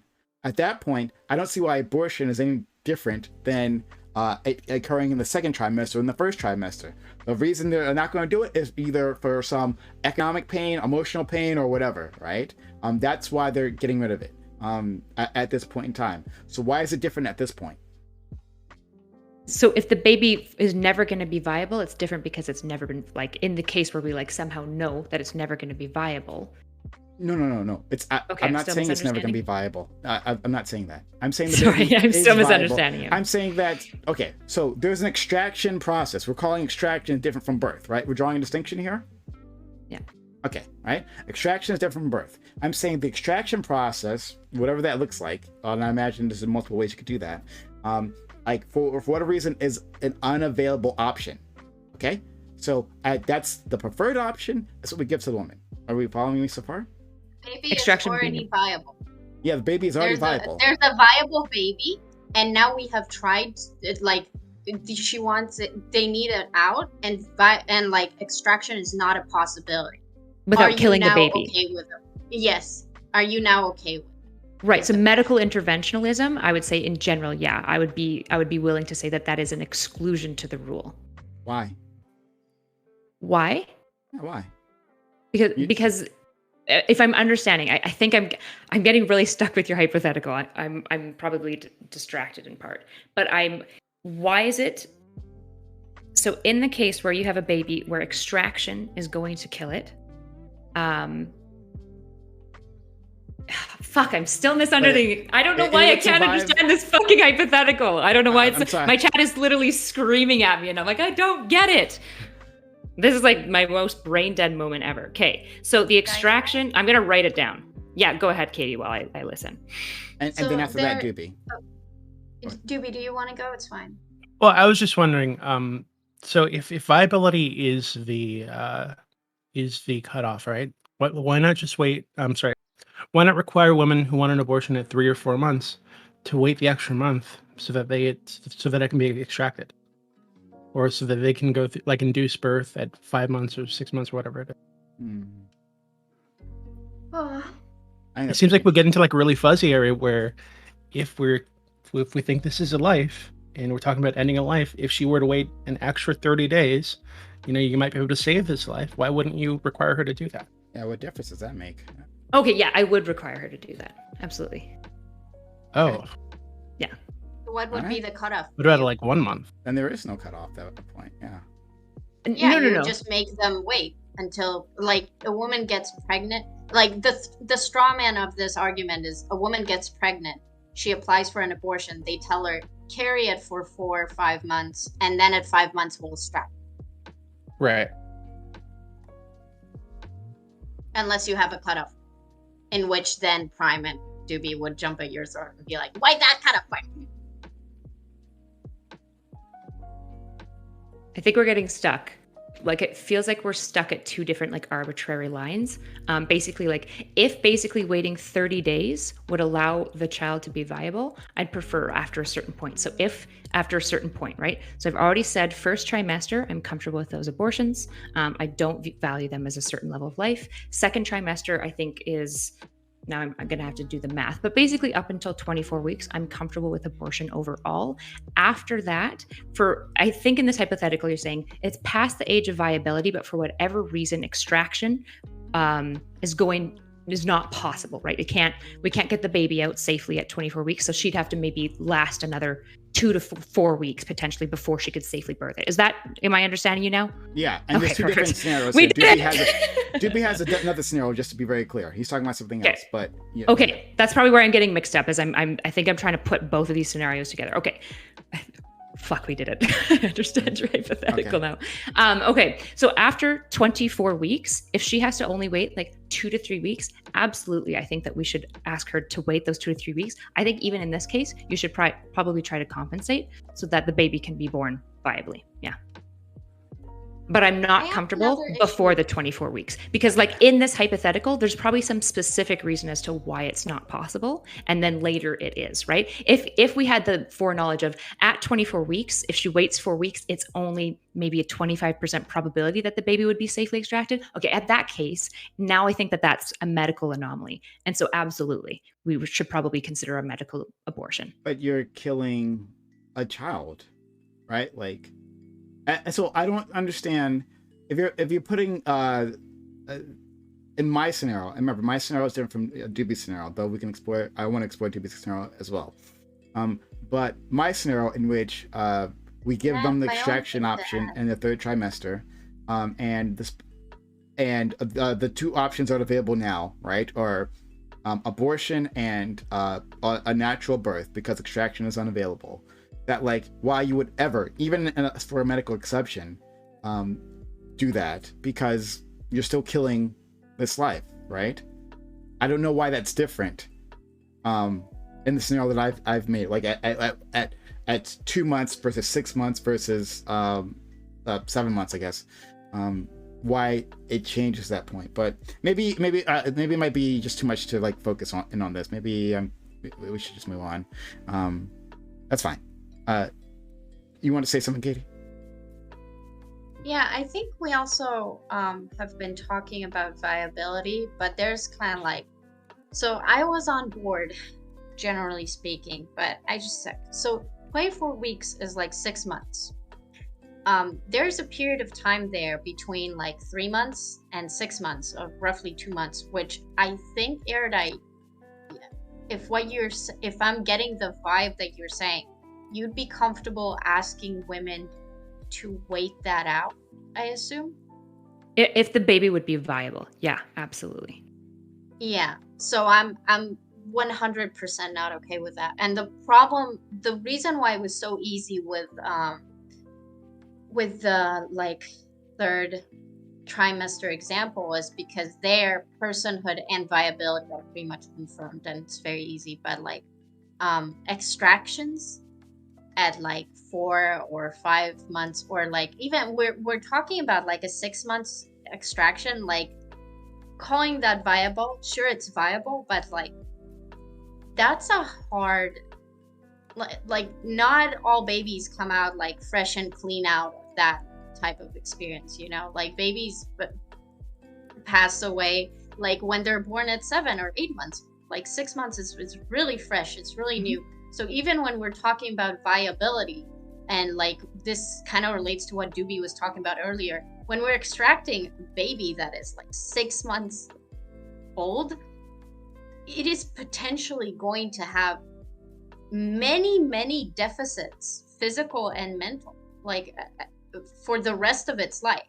So there is like a question to be had there. Like, okay, we're doing this because we're valuing life, but it's also like the life that we're giving allowance to are like a lot of people would have legitimate question whether that's a life worth living, you know? And I get that maybe you disagree with that, but that's like something I've been on board until now. But first of all, I'm not feeling comfortable with telling people to drag it out for like 2 months if the baby is viable. Not at all. And secondly, like 6 months is still really rough, really rough. So that's just like what I felt like nuance that was important for me to add because I think it matters. Yeah. So, yeah. And I'm not fully like the age of viability thing is something that I'm definitely willing to like amend my position on because I think it's something I'm still fleshing out. I guess what I would say in response to like kind of what you're talking about is I definitely understand the concern of like asking people to like wait it out. I think absolutely if we're ever going to do that, there needs to be compensation and it needs to be very limited in what it looks like. And it needs to be for a really good reason, right? We can't just be like, oh, it's 24 weeks. Can you wait it out another 2 weeks? That would be nicer, right? Like if they're wanting an abortion. This is also why I think we should be staunchly encouraging early trimester abortions, just overall. I agree. Because even if we're aborting at 24 weeks, right, that is not a mild process at all for anyone involved, and it can be probably pretty traumatic for the woman involved. So like I'm not wanting to come across like this staunch 24 weeks. This is why I'm saying like this is the best I've come up with so far. I'm really willing to move. Like I haven't married this. This is why I actually want to have the conversations because we don't have the social script for this because we don't talk about it. I guess where I was coming at this was the doobie saying pain is more valuable than like the infant life. That was more, I think, where I was coming from when we originally got down this bandwagon. So if I like misspoke in any ways, just we can roll that back. Can I examine that's where I was something? struggling with. So Okay. yeah, go ahead. I just want to test like your, I guess I would call it like moral or ethical lines on this. So whenever I keep saying like I'm not feeling comfortable like telling women at like 4 months to like drag it out to 6 months. Okay, so let's say 6 months is the line just for now, even though I think it's pretty unreasonable. But let's just consent for that. Do you have a rough number for me of like days that generally speaking, not under like very special circumstances, but generally how long would a woman need to wait when like the deadline for an early abortion is done with? How long would you ask them to like stretch it out, basically is my question.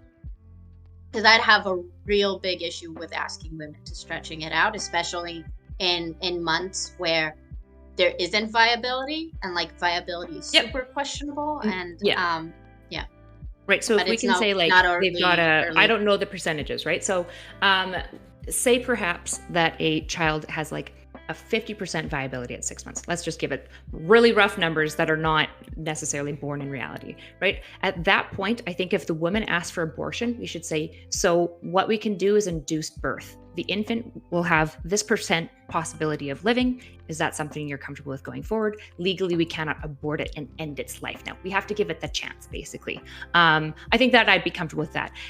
I think I would lean on your side. I also agree. I don't know if I feel comfortable asking a woman to hold on when she's wanting it. But in general, just so it's clear, I'm well aware that 92% of abortions are happening in the first trimester. So we're really talking about rare cases at this point.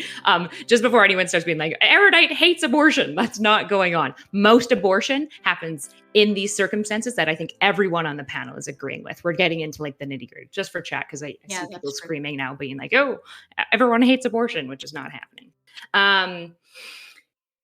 Yeah, I think we have to give them a chance to like survive. And I'm not really comfortable standing on like, for example, saying like people who would have like a mental disability would be better off dead, basically. Like I'm like, I don't know. They might have preferred a chance to live. So not asking them to wait it out, I think is probably fair unless there's very, very good compensation for why would we be doing so. But if the infant has even a 50% viability at 24 weeks, which I don't know what it is, I think we should let it have a shot. I don't know why we would abort it. Yeah, I'm actually on board with you on that. So I'm very much against making women wait.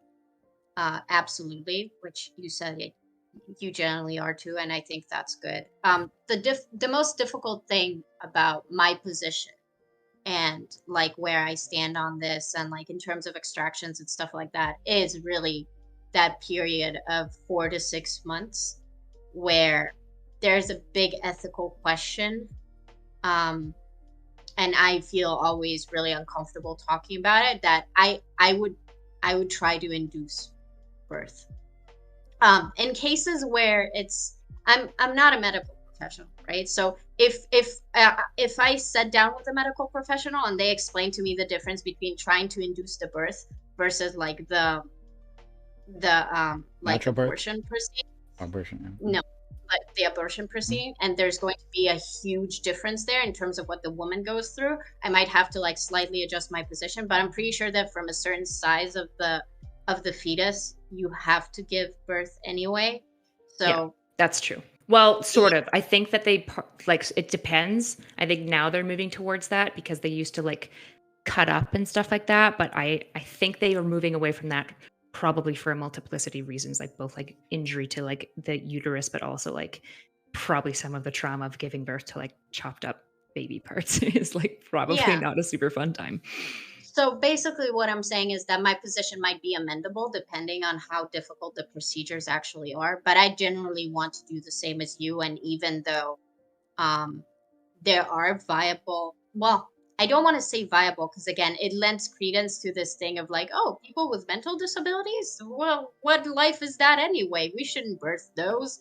And I don't like that at all. I think Doobie remembers our conversation about that. Maybe.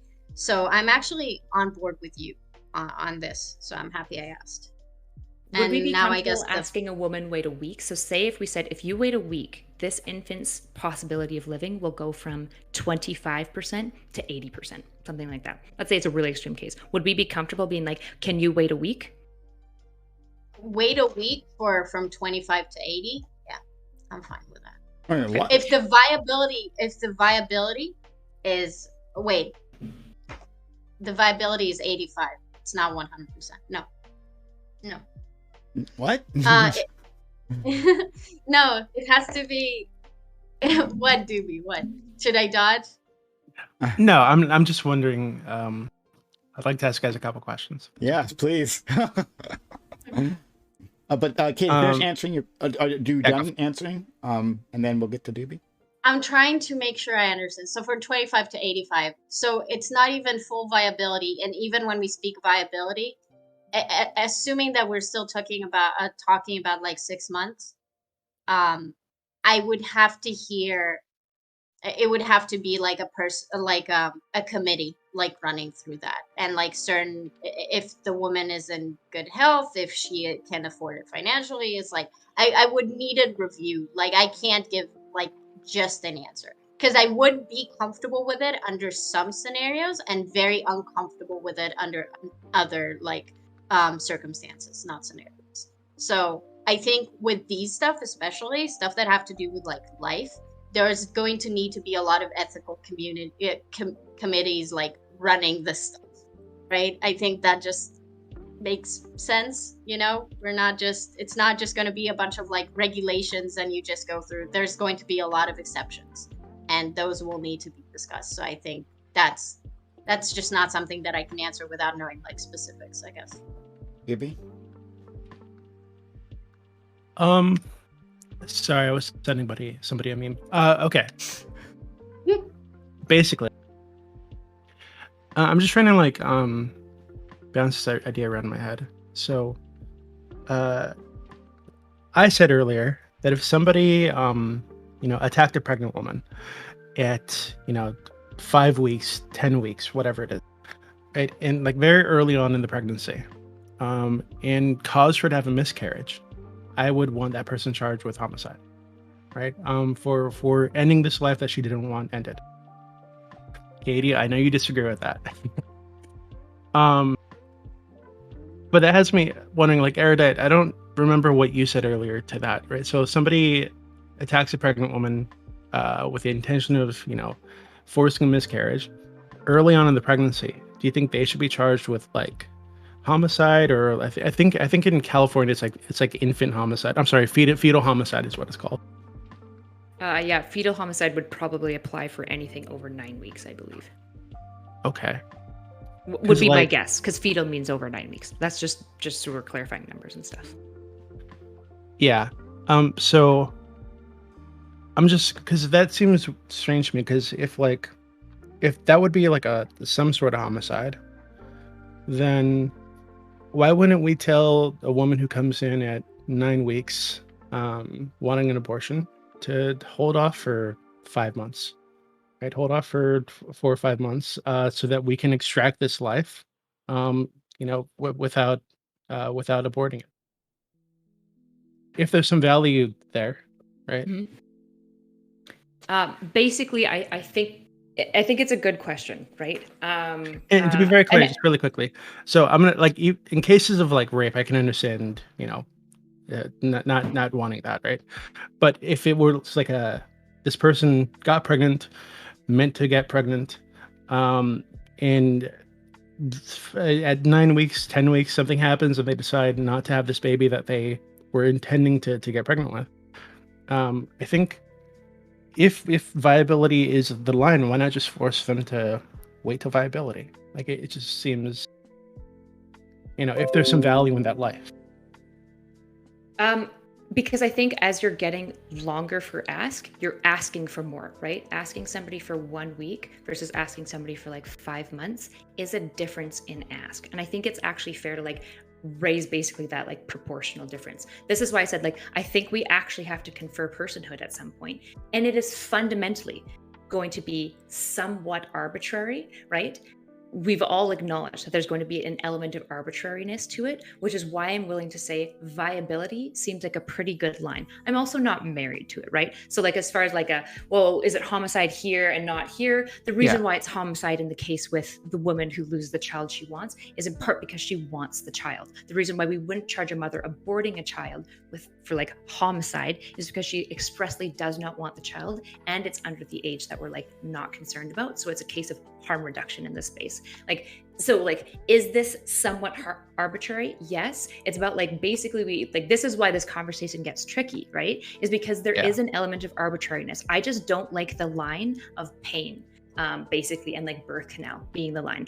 That's just a line that I'm not like comfortable with, because I understand that. Yeah. And so like this is the issue with the entire abortion is there's fundamentally some level of arbitrariness, because conferring personhood is tricky, because like you can try to be somewhat empirical, but fundamentally personhood is not an empirical process. It's entirely a social construct, which doesn't make it meaningless, but it does make it somewhat arbitrary sometimes. So I think that's like some of the difficulty we're running into. Yeah, and to be clear, like I think most people would agree with you, right? But I think Prime and I would be considered like extreme feminists because we love women so much. Yeah, it's true. But to me, it sounds like you said earlier that you had a problem with the pain being like the limiting or the factor that would make it okay for this child to die. But it seems now like you're saying that the discomfort or the inconvenience within those 4 or 5 months, whatever it is now enough to end this potential life. So I don't know. I don't know how that why we draw the line there.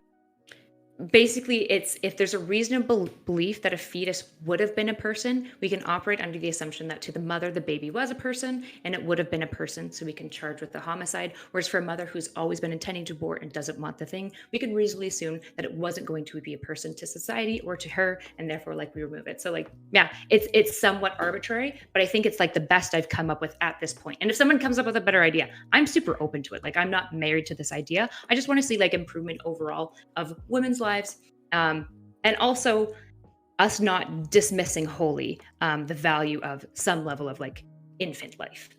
If we put her in jail for dare considering exploring the option of abortion, right, and strap her down, then though it's going to be a potential life too. I feel like it's interesting. This Katie and Erudite were coming at Doobie and I over this discomfort thing, but then all of a sudden, when we're talking about like waiting a week, right? We don't care about like discomfort. I think the the situation that Doobie drew upon, right? Saying that there's a period in time where this discomfort changes in how you view it. Like I think that's like it's weird. It's an odd discrepancy you're having here, right? I think we do this all the time. For women have abortions for all kinds of reasons. Let me try to restate this. Women have abortions for all kinds of reasons. Part of that is just emotional pain, right? And maybe at the start of it, you didn't feel any emotional pain. You were giddy, you were excited, this is going to happen. But then life happens to you, right? Which in any manner of reasons, it can cause things to shift, right? And now doing it's going to be a problem, a huge problem, right? And I'm acknowledging that at all points in time, right? So I'm saying, then we can terminate at all points in time, right? But you all are saying something different. You're saying that at some point that doesn't matter. Before it did, but afterwards it didn't. And there is this nexus point where you're saying that past this point, I guess it doesn't matter. Okay, sure, we could do that, but I'll put it at childbirth. Go ahead. So my position is like this. What matters to me is like the bodily autonomy of the person carrying the baby. So if you don't want to carry this baby, if you don't want to carry this fetus, there will be means for you to be able to not do that anymore. When was posed a hypothetical and briefly said yes about like waiting a week, I would not obligate anyone to wait a week. So maybe I might under some circumstances ask some people to wait, but if they don't want to wait, I will not compromise someone's bodily autonomy over that, because that's like my whole shtick. That's like my point. Okay. My point regarding this. There's a difference though, and that's why Erudite's talking about viability, and Chad is making a lot of good points about how viability is really contested when we're talking about like NICU and stuff like that, and like the amount of deficits that we're talking about, and like I felt like I touched on that, but maybe not enough. So that's definitely valid for sure. But generally speaking, when a fetus reaches a certain point, it is viable, as in like we'd assume it has some sort of like personhood, and it's viable as far as I'm concerned, and then it gets certain innate like human rights, one of which is that like its life triumphs certain discomforts. Okay, so it doesn't mean that it doesn't get to be separated from what I called an incubator earlier, because I don't think that whatever it is your human rights is, you're allowed to be dependent on another creature in that way. But I don't think that equals terminating the pregnancy when the pregnancy doesn't need to be terminated. It can be stopped, but the baby doesn't need to be put down. It's not like a dog. It's a human being that can survive if you let it, if you help it. So in the same way that we're willing to do that with other things, it's not that complicated. We do that all the time. We have NICUs. We take care of children who are born like premature. So it's like, what's the big? How is that different? So okay, that's fine. Look, could I pose a question to Doobie? Just sure, to push you guys back a little bit. Well, just but yeah, go first. One second. So I just wanted, in terms of these late term abortions, why I'm not so opposed to them, right? I might feel differently if there was a majority of women who were just doing this like willy-nilly during the end of the abortion, right? Like this child is literally just about to be given birth, right? Wait 2 days, or wait a week, whatever, right? And this child will be born, and all of a sudden you just like, fuck it. I'll take this mulligan. I don't want this kid anymore, right? But as has already been stated, right, that it's extremely rare, right? It's utterly rare. Like if we're talking about this, it's an extreme case. And like the idea that, it's about the crown and then she's changing her mind, like that's like in a right-wing talking point, like to scare people. That's like not happening. That's not how people operate. I've actually have heard I have heard examples in which a woman, like hours before birth, right, actually had to get an abortion for like a reason. Like, it was like some medical reason. It just had to happen, you know. And We're I not don't want talking to. about medical reasons, right? Yeah, I know. I'm just stating my point. So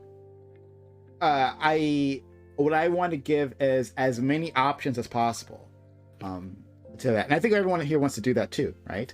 But so I'm not so concerned about these extreme cases because they're extreme cases. At the point where it's 8 months and 2 weeks, and we're talking about abortion, some shit has gone down, right? Something big has happened, and I want to give legal space for that to be the case, and legal and societal space, right? Like cultural space for that to be the case. Okay. The question is like, is the big thing that is happening triumph the fact that you have a living, breathing human who has complete potential? We're not talking about Nikki, right? So the big shit that is happening, does it still like, does it get to triumph this baby's right? You mean Trump? Live. Yeah. Sorry.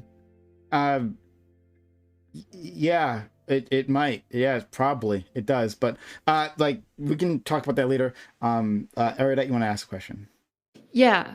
So I guess I wanted to clarify one thing on my position, and then I wanted to move on to a thing. So the main reason why I'm willing to ask a woman to wait a week is I think that that's actually a pretty reasonable time to wait for any medical procedure. The reason I'm not comfortable with more is I think actually asking for more isn't as common in a medical procedure, right? That's it, which again, you could say is arbitrary, but that's basically, I'm just trying to be like somewhat utilitarian of being like, I think that's why it's socialized medicine. I don't know. You might have to wait a month. Sorry, I'm making it. Yeah, in Canada, you're for sure going to have to wait a month. Right, especially if the procedure is going to be decently invasive with anesthetics and stuff like that. But to Doobie, I'm curious. I'm still wrestling a lot with what you're talking about with like the birth canal and pain specifically. So let's create just a hypothetical world where I'm just wondering, at what age is human life more important than the pain of a woman's birthing? I mean, I don't want to get like super I've been avoiding being like debate right? So I'm going to avoid being like, oh, well, it depends on the type of life, blah, blah, blah. But I would say that for me, it's literally the birth canal. So once the baby's out and she has the option to hand it off to somebody or call the police and have them pick it up or do whatever, like that's enough for me to say that she has the responsibility to do so. Because now it's no longer connected to her, it's no longer inside of her, it's no longer relying on her, and she's already gone through the pain of giving the birth, right? So I'm okay with saying she has a responsibility to protect the life that she just gave birth to. Right. So I'm creating a hypothetical where like the pain is somewhat arbitrary because in this hypothetical, we're saying like, what age is a child basically worth more than the pain, right? So like, let's assume the pain's going to happen anyways, right? So if I'm understanding, it's basically like a pre-birth baby is less important than the pain of a woman's birthing is my understanding of kind of your first premise. Yes. And so the second is there's no reason to terminate a baby after it's been born because the pain's already been had. So there's nothing to gain at this point. Right. So what I'm asking for is the hypothetical, right? Because after the pain has happened doesn't actually feel like a good answer. I'm trying to understand like basically like what's transubstantive about like birth control. Like when do we actually say a human life is valuable? So when is a human life more valuable than the pain?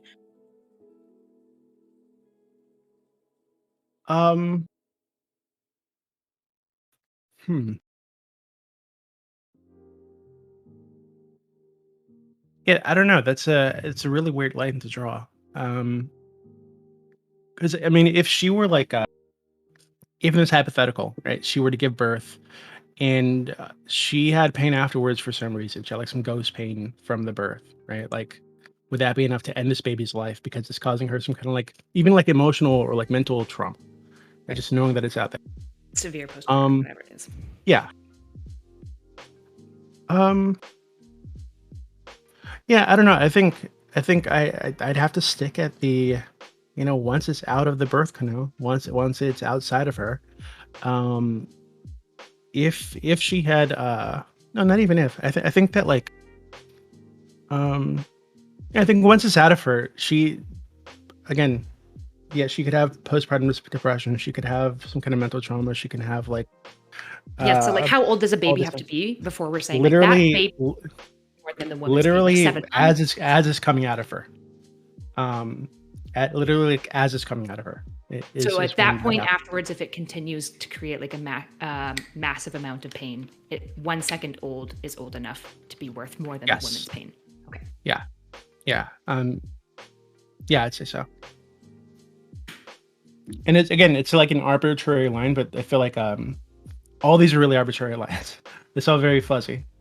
But yeah, I think I'd draw my arbitrary line at like literally the moment it escapes this woman, right, and it's out in the world.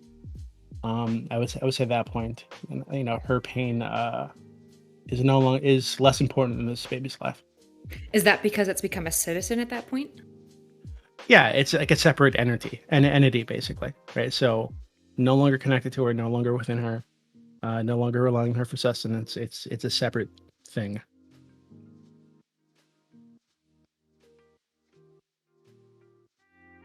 Okay. Oh, go ahead, Katie. And before you go, I just want to make it clear that we've already exceeded our time. I'm fine with continuing on, but if anyone have to go, I want to respect your time. So like, if you have to leave, it's fine. But like, there's so much more we could talk about. But go ahead, Katie.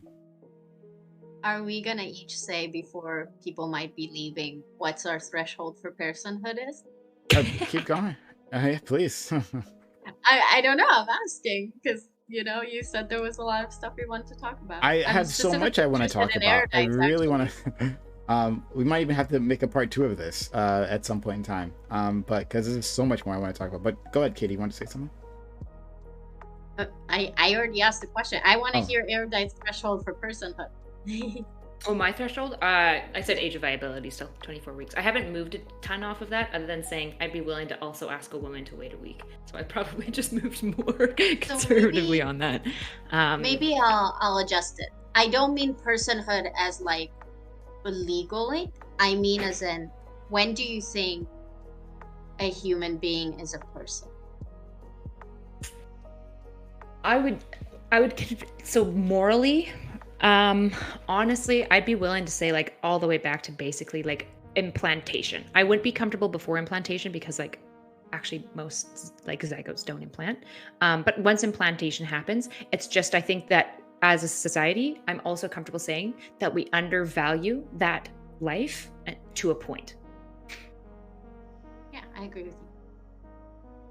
Yeah, and in terms of, I didn't state it before. I didn't get a chance to go to get to it, but in terms of implantation, yeah, like that makes sense too, because otherwise, you miscarriage. So many, yeah, as you've said before, so many of these potential pregnancies just kind of like don't happen.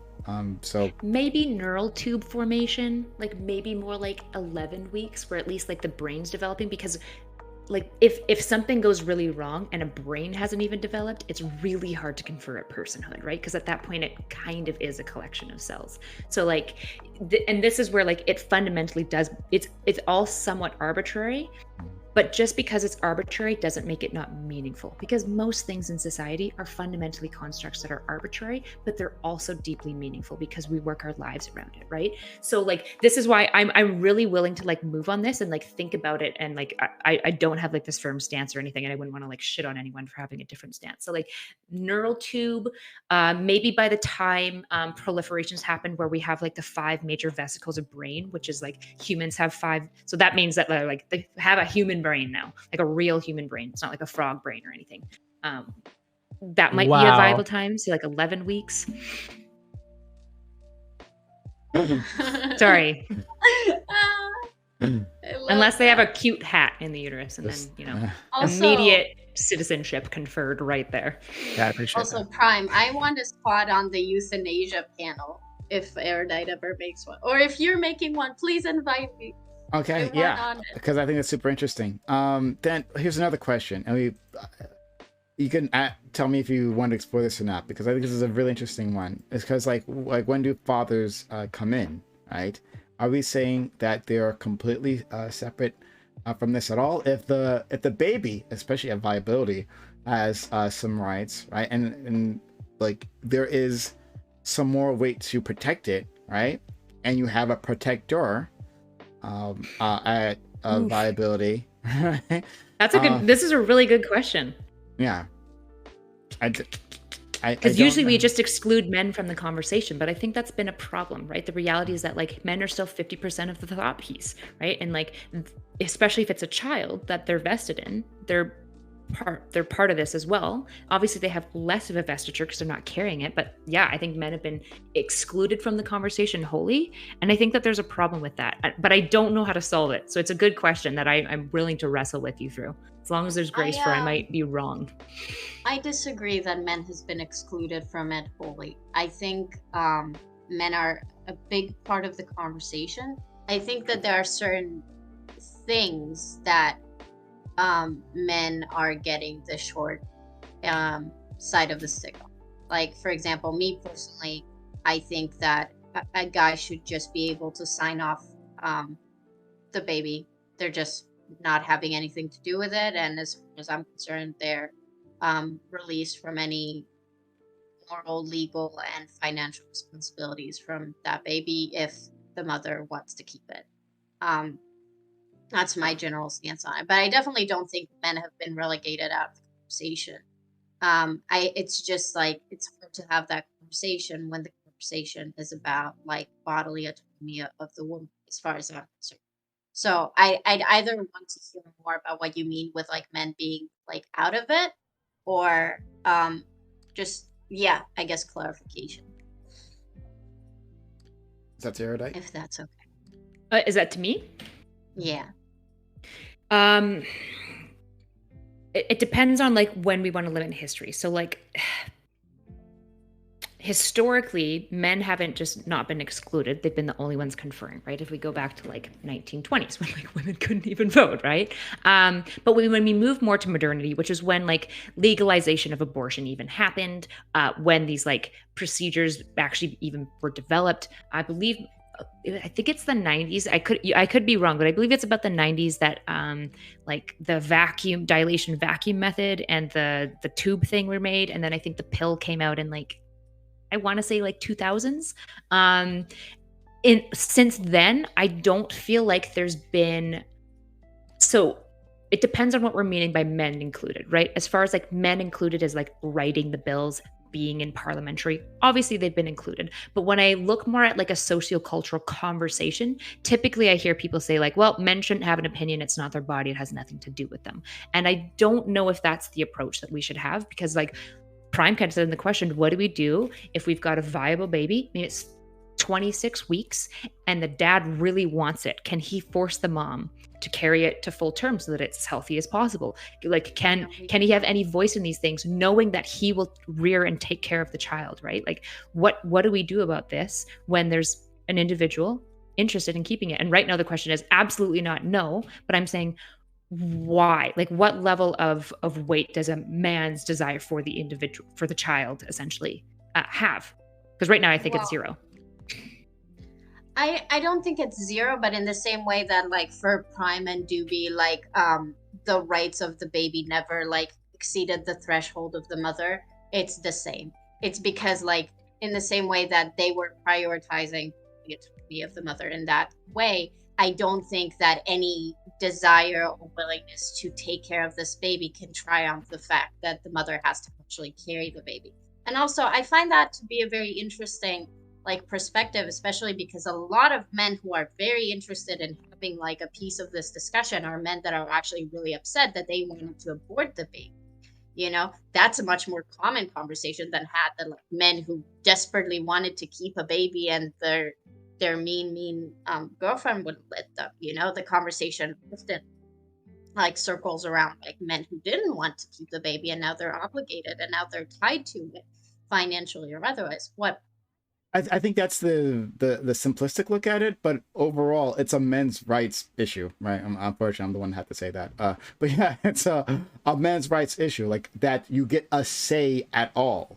And so if extraction is an option here, right? Like, okay, why don't we extract it, right? But then, of course, as we've already said, extraction before a certain point in time, like the viability drops, like, you know, precipitatively. Like, it's a possibility, you know, that it'll live, but then of course the brain damage and all that we've talked about. And they're like, well, I'm trying to protect my child. And if at especially a third trimester, we're saying that something is different, right?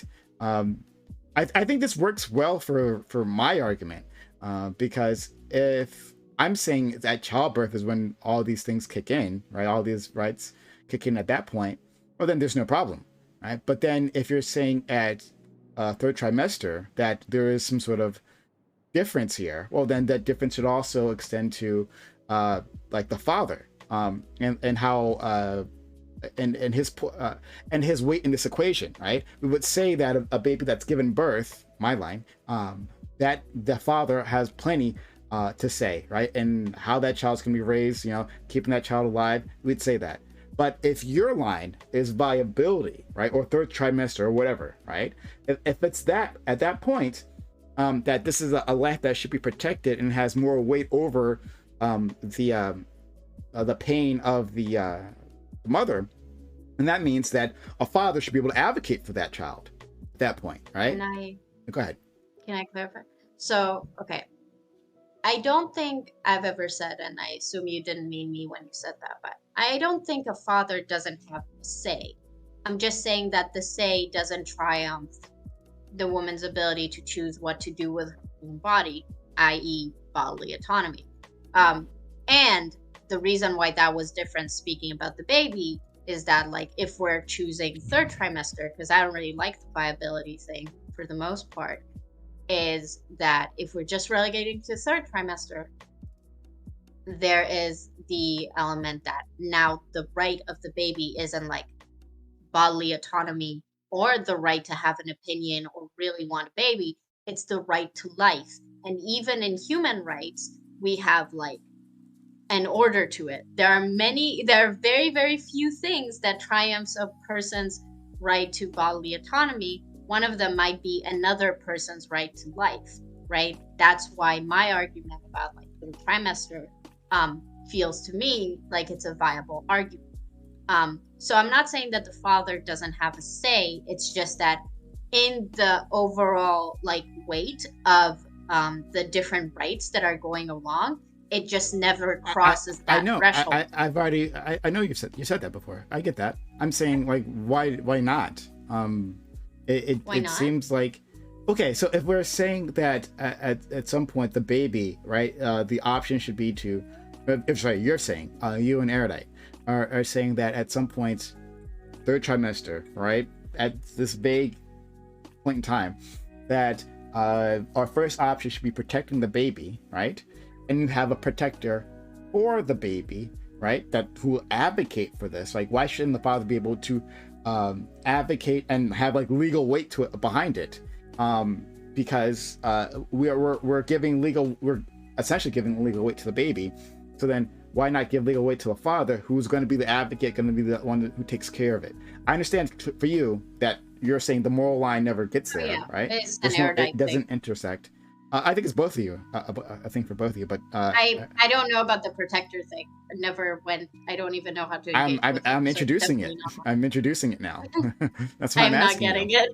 Yeah, okay. I think it's an interesting question because men don't really have reproductive rights, right? And it's an issue that we talk about a lot in society. And in fairness, when MRA people talk about it, it's usually pretty cringe and kind of like man baby style. But I think it's actually a valid question where we say, like, for example, if we're in modernity, we're trying to encourage men to be less toxically masculine, better child rearers, more involved with their family. To some extent, if men start asking for certain levels of reproductive rights, that's in line with our goals of also wanting men to like be overall more involved. So I'm not saying like we should reward men by now like giving them like reproductive rights to force women to carry their children, but I think like it actually is something we have to contend with. And I'm not wholly opposed to, for example, I already said I'd be willing to ask a woman to wait a week. And so like, because I'm pretty big on like, yeah, I think that like they shouldn't be able to terminate late term.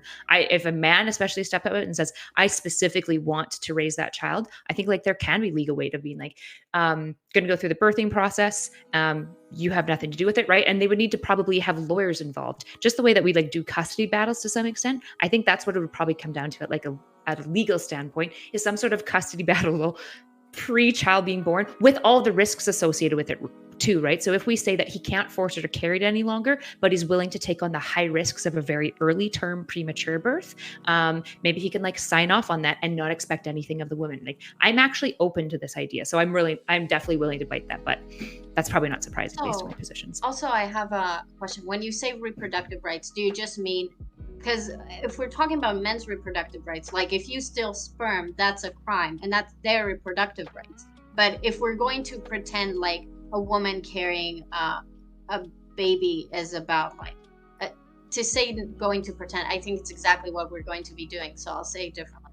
I resent the characterization that like whether a woman should or should not carry a baby or a fetus is a men's reproductive rights issue. I'm not personal. I'm operating off of the definition that came up, to be honest, on Google. So like we can talk, which basically says reproductive rights confer legal rights regarding contraception, abortion, fertility treatments, reproductive health, and access to information about one's reproductive body. Right. So I think like overall, just to be clear, women need more reproductive rights too, right? We need to talk about like contraception and like the like insane cost, the fact that it's almost fully on the burden of women for contraception, right? So just to be clear, I'm not trying to say men have nothing and women have everything and it's just nice for women and men have it terrible. That's not at all what I'm arguing for. I think we would also agree that like men's reproductive rights and women's reproductive rights would have to be also different. So like a general definition for both of them just wouldn't stick. I think we can agree on that. Yeah, like it's the question of equality versus fairness, I think is what you're getting at. Yeah. But when it comes to abortion and like somebody in their view, their own child's life, at this point, there's no legal precedent for men. Yeah, which we might be okay with. What you said, I found what you said to be very interesting. So I would agree that if we want to give men more agency, I'd absolutely be fine with certain things going to court. Again, nothing that would ever allow court to make a woman like carry a pregnancy. But if we're talking about like if a woman wants to terminate and instead like they want to like induce early and that doesn't require a huge big different procedure, so like a judge can determine that, like I don't have an issue with that. It just can never cross the threshold of actually getting a woman to carry a child against her will. But it can absolutely, like I can see fines or certain types of like, but yeah, I definitely think there's for that, like for sure there's stuff that you can do with that 100%. I'm on board with that, but never to the extent. But I don't think you said that you'd be fine with like a court forcing a woman to like continue the pregnancy because the father really wants the baby and he'll pay for it. I don't think that's what you're arguing. I said like I'm open to the conversation. It's Prime asked the question. I was like, oh, I actually haven't begun to think about this at all. So like as far as like what I think about it is going to be probably like pretty moving at this point. But I'm open to the conversation. Yeah. Okay. Well, that's not a conversation that I'm willing to have, but like right across that threshold, like that's definitely something I'm looking for. So yeah. UB, what are your thoughts? Again, I'm the most pro-woman person on this panel. I would say, yeah, sad reality, but unfortunately, it's in her, so she makes the decisions. Yeah, if he wants to keep the baby, I guess he can write a sad song about it or something. Like I said that too. Excuse me. Yeah, but I was way more harsh. Okay. That's true. Oh yeah. I would just say, in her, she makes the decisions. He can, try to. I mean, that's like a personal thing between the two of them, right? I don't think that too, but I don't think it makes sense when you do it. Do you guys think it that makes more sense when Doobie does it, because Doobie is being consistent completely here, right? And that his point of personhood seems to be more or less legally at least is where I do it, like at birth, right?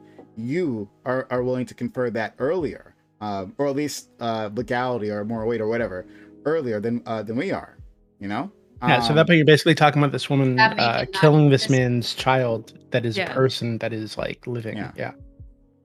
It's different when he says it. Yeah, one thing that's interesting, Okay. right, is like how do you maybe moving off of this just to give Katie a bit of a break. fine. Maybe you could push her hard again after, but maybe let's move to a different Push men's me is just reproductive wrong. rights. Reproductive rights as far as, so for example, the baby is half of his DNA and he has basically no say over what gets done with it. So for example, in the case where he wants an abortion, if she chooses not to, he still typically has to pay child support, right? Whether he wanted it or not. If the woman decides to get rid of it, he also has no say. And so it's this weird thing of like, okay, well, if we're going to say he has no say whether she gets rid of it, why are we also making them pay when they don't want it and the woman chooses to go for it anyways? Like, that's a really weird inconsistency that I think we have legally. I'd be curious your guys' thoughts. Well, I would say that a man should have the right to say that he wants no like legal obligation to the baby. He should be able to sign some kind. I forget what it's called. I think this exists in some places. But basically, he signs something with a court that says he has no obligation, no liability here whatsoever. He is rescinding No legal his connection. Yeah. I But would then you say also that can't that's- like say like, I want this for my kid. And it's like, nope, you've legally rescinded that. Yeah, exactly. Okay. yeah. Yeah, I already said my position. As far as I'm concerned, you can sign a piece of paper and you're off the hook. Like I'm not on the you get. I think women should be able to do that, and I think men should be able to. I actually think you should supposed to opt in to raising your child. So there's that too. But yeah. Ooh. Doobie, Yeah. Boji, thank you for gifting a kind sub to Katie. It's really kind of you. Boji's amazing. Shout out to our friend Boji. But okay, so I think there's lots of things to say that. Well, you could just opt out of responsibilities, right? Which like how. At what point? Oh, I guess I'll ask this, right? At what point is the cutoff for opting out of childcare? For me or for everyone? Like, what's your me? Yeah. I mean, given that my line for women is the moment this thing is breathing out on its own, that it'd be the same for men, right? Because I'd provide women the ability to abort up to that point. Right, so if he does it the day before, she has a day to think about what she wants to do, right? And yeah, I think that's fine. Okay, Katie, all right. Just very quickly, I'll answer, but then it's like, you'll do open panel after? You want to? I could do open panel. Yeah, after what? Do you need to leave? Sure. Are you asking that? Yeah, Okay. yeah, exactly. So what's the question? At what point is the cutoff date for fathers giving up their rights, their parental rights?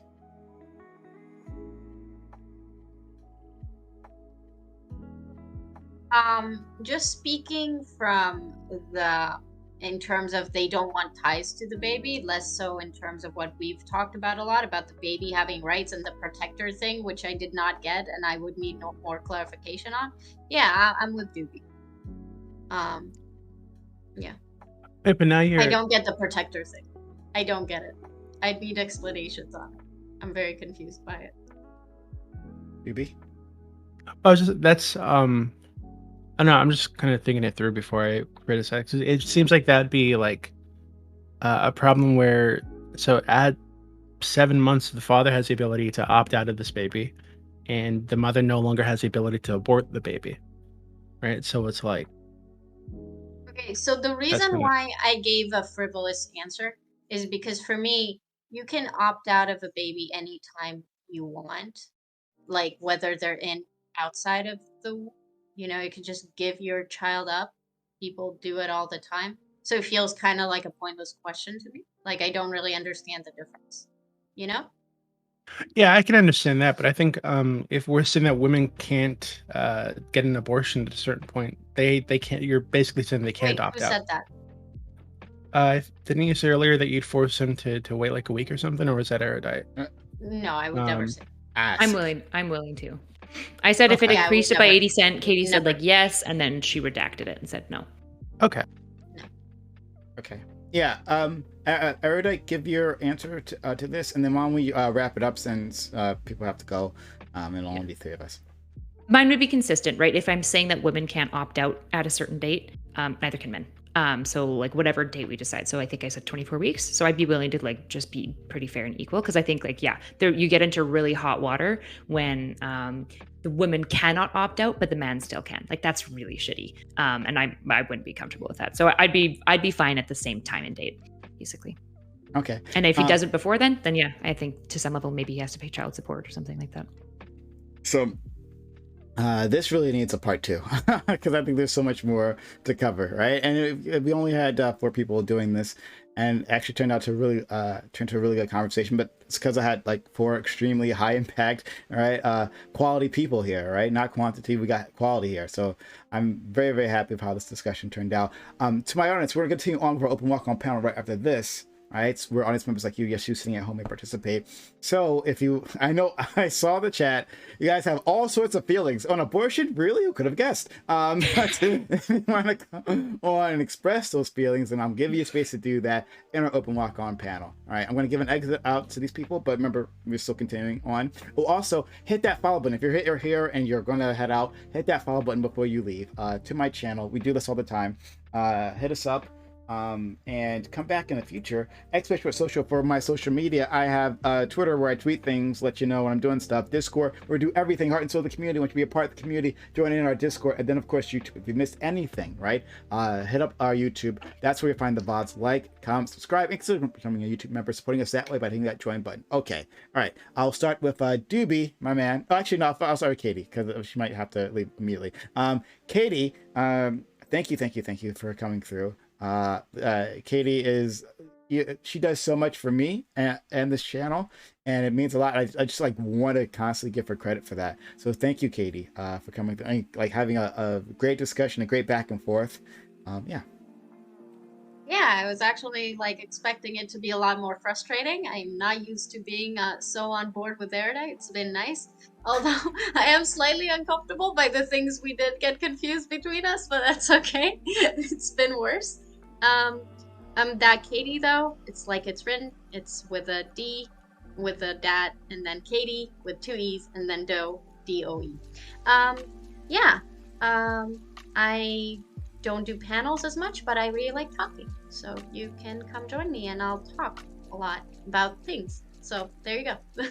Her link is in my chat. Please go check her out. Seriously, she's amazing. She's fun. She's fantastic. And I'm very grateful for her. Next, we have my man, Dark Lord and Saber, Doobie. Doobie, thank you for coming in the last freaking second and helping us out. It was like a huge help. And you really did add a lot to the conversation. You usually do.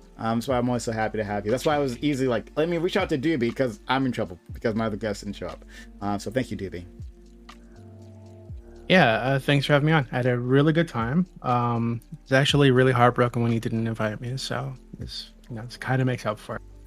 For people in chat, if you want to yell at me about my dumb arguments, I will be on the open panel, so you can come talk to me there. That'd be fun.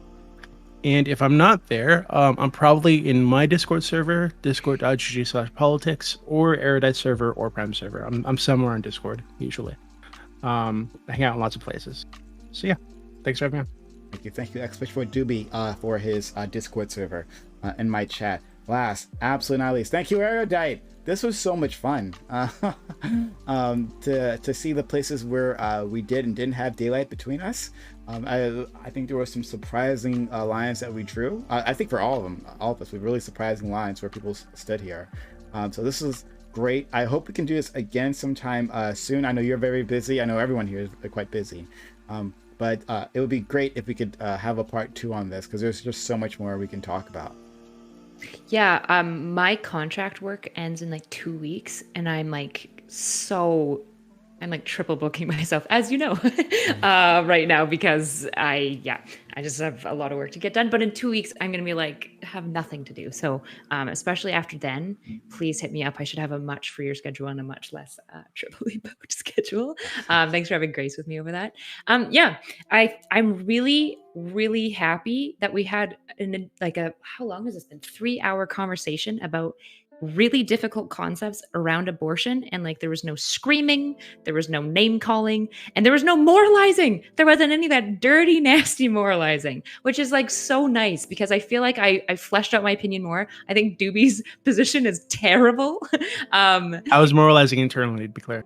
Okay, that's I definitely judge you guys. Because we're more you know what, pro-women than Doobie? you I'm are. not even sure if this is your position or if you just took a position to like iron, like to be a contender, and then you committed to consistency. I literally can't decide because it's such a This like is crazy one of opinion. the times that I actually think it's his opinion. Usually, I don't think it he is. memes, which is why I hate going on panels with him. Do you But see it's this? like I'm going to pretend like They just can't this believe a is man true. would respect women as much as I do. It's pretty Yeah, fucked the Not up. a fact that you're man, memeing you're so much about wrong. women is what makes me. It's also just like I don't know. You're usually much more pragmatic than this. Like the pain thing is very strange to me. But I won't shit on you too much. I'm just super impressed. I'm really happy that we had like an actual debate that felt like just wrestling with ideas, which is like my favorite thing to do.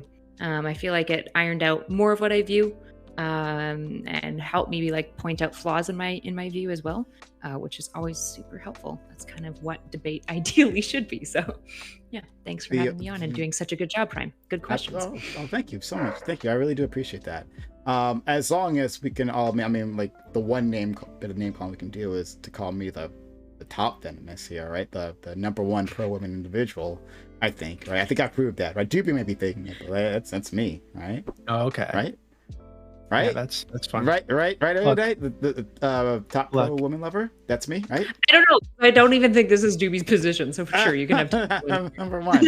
That's actually a Prime's little bit rebranding. racist. Okay. Okay. Well, thank you all. Seriously, this has been amazing. And yes, we'll try to do a part 2 when everyone is scheduled a bit more free. All right. We're gonna go to the open walk-on panel right after this. Anyone here can join us, but if not, that's okay. Thanks for spending your time, your energy, your knowledge, and your passion with my community. I know they appreciate it just as much as I do. Have a good one. Bye. Bye, guys. All right.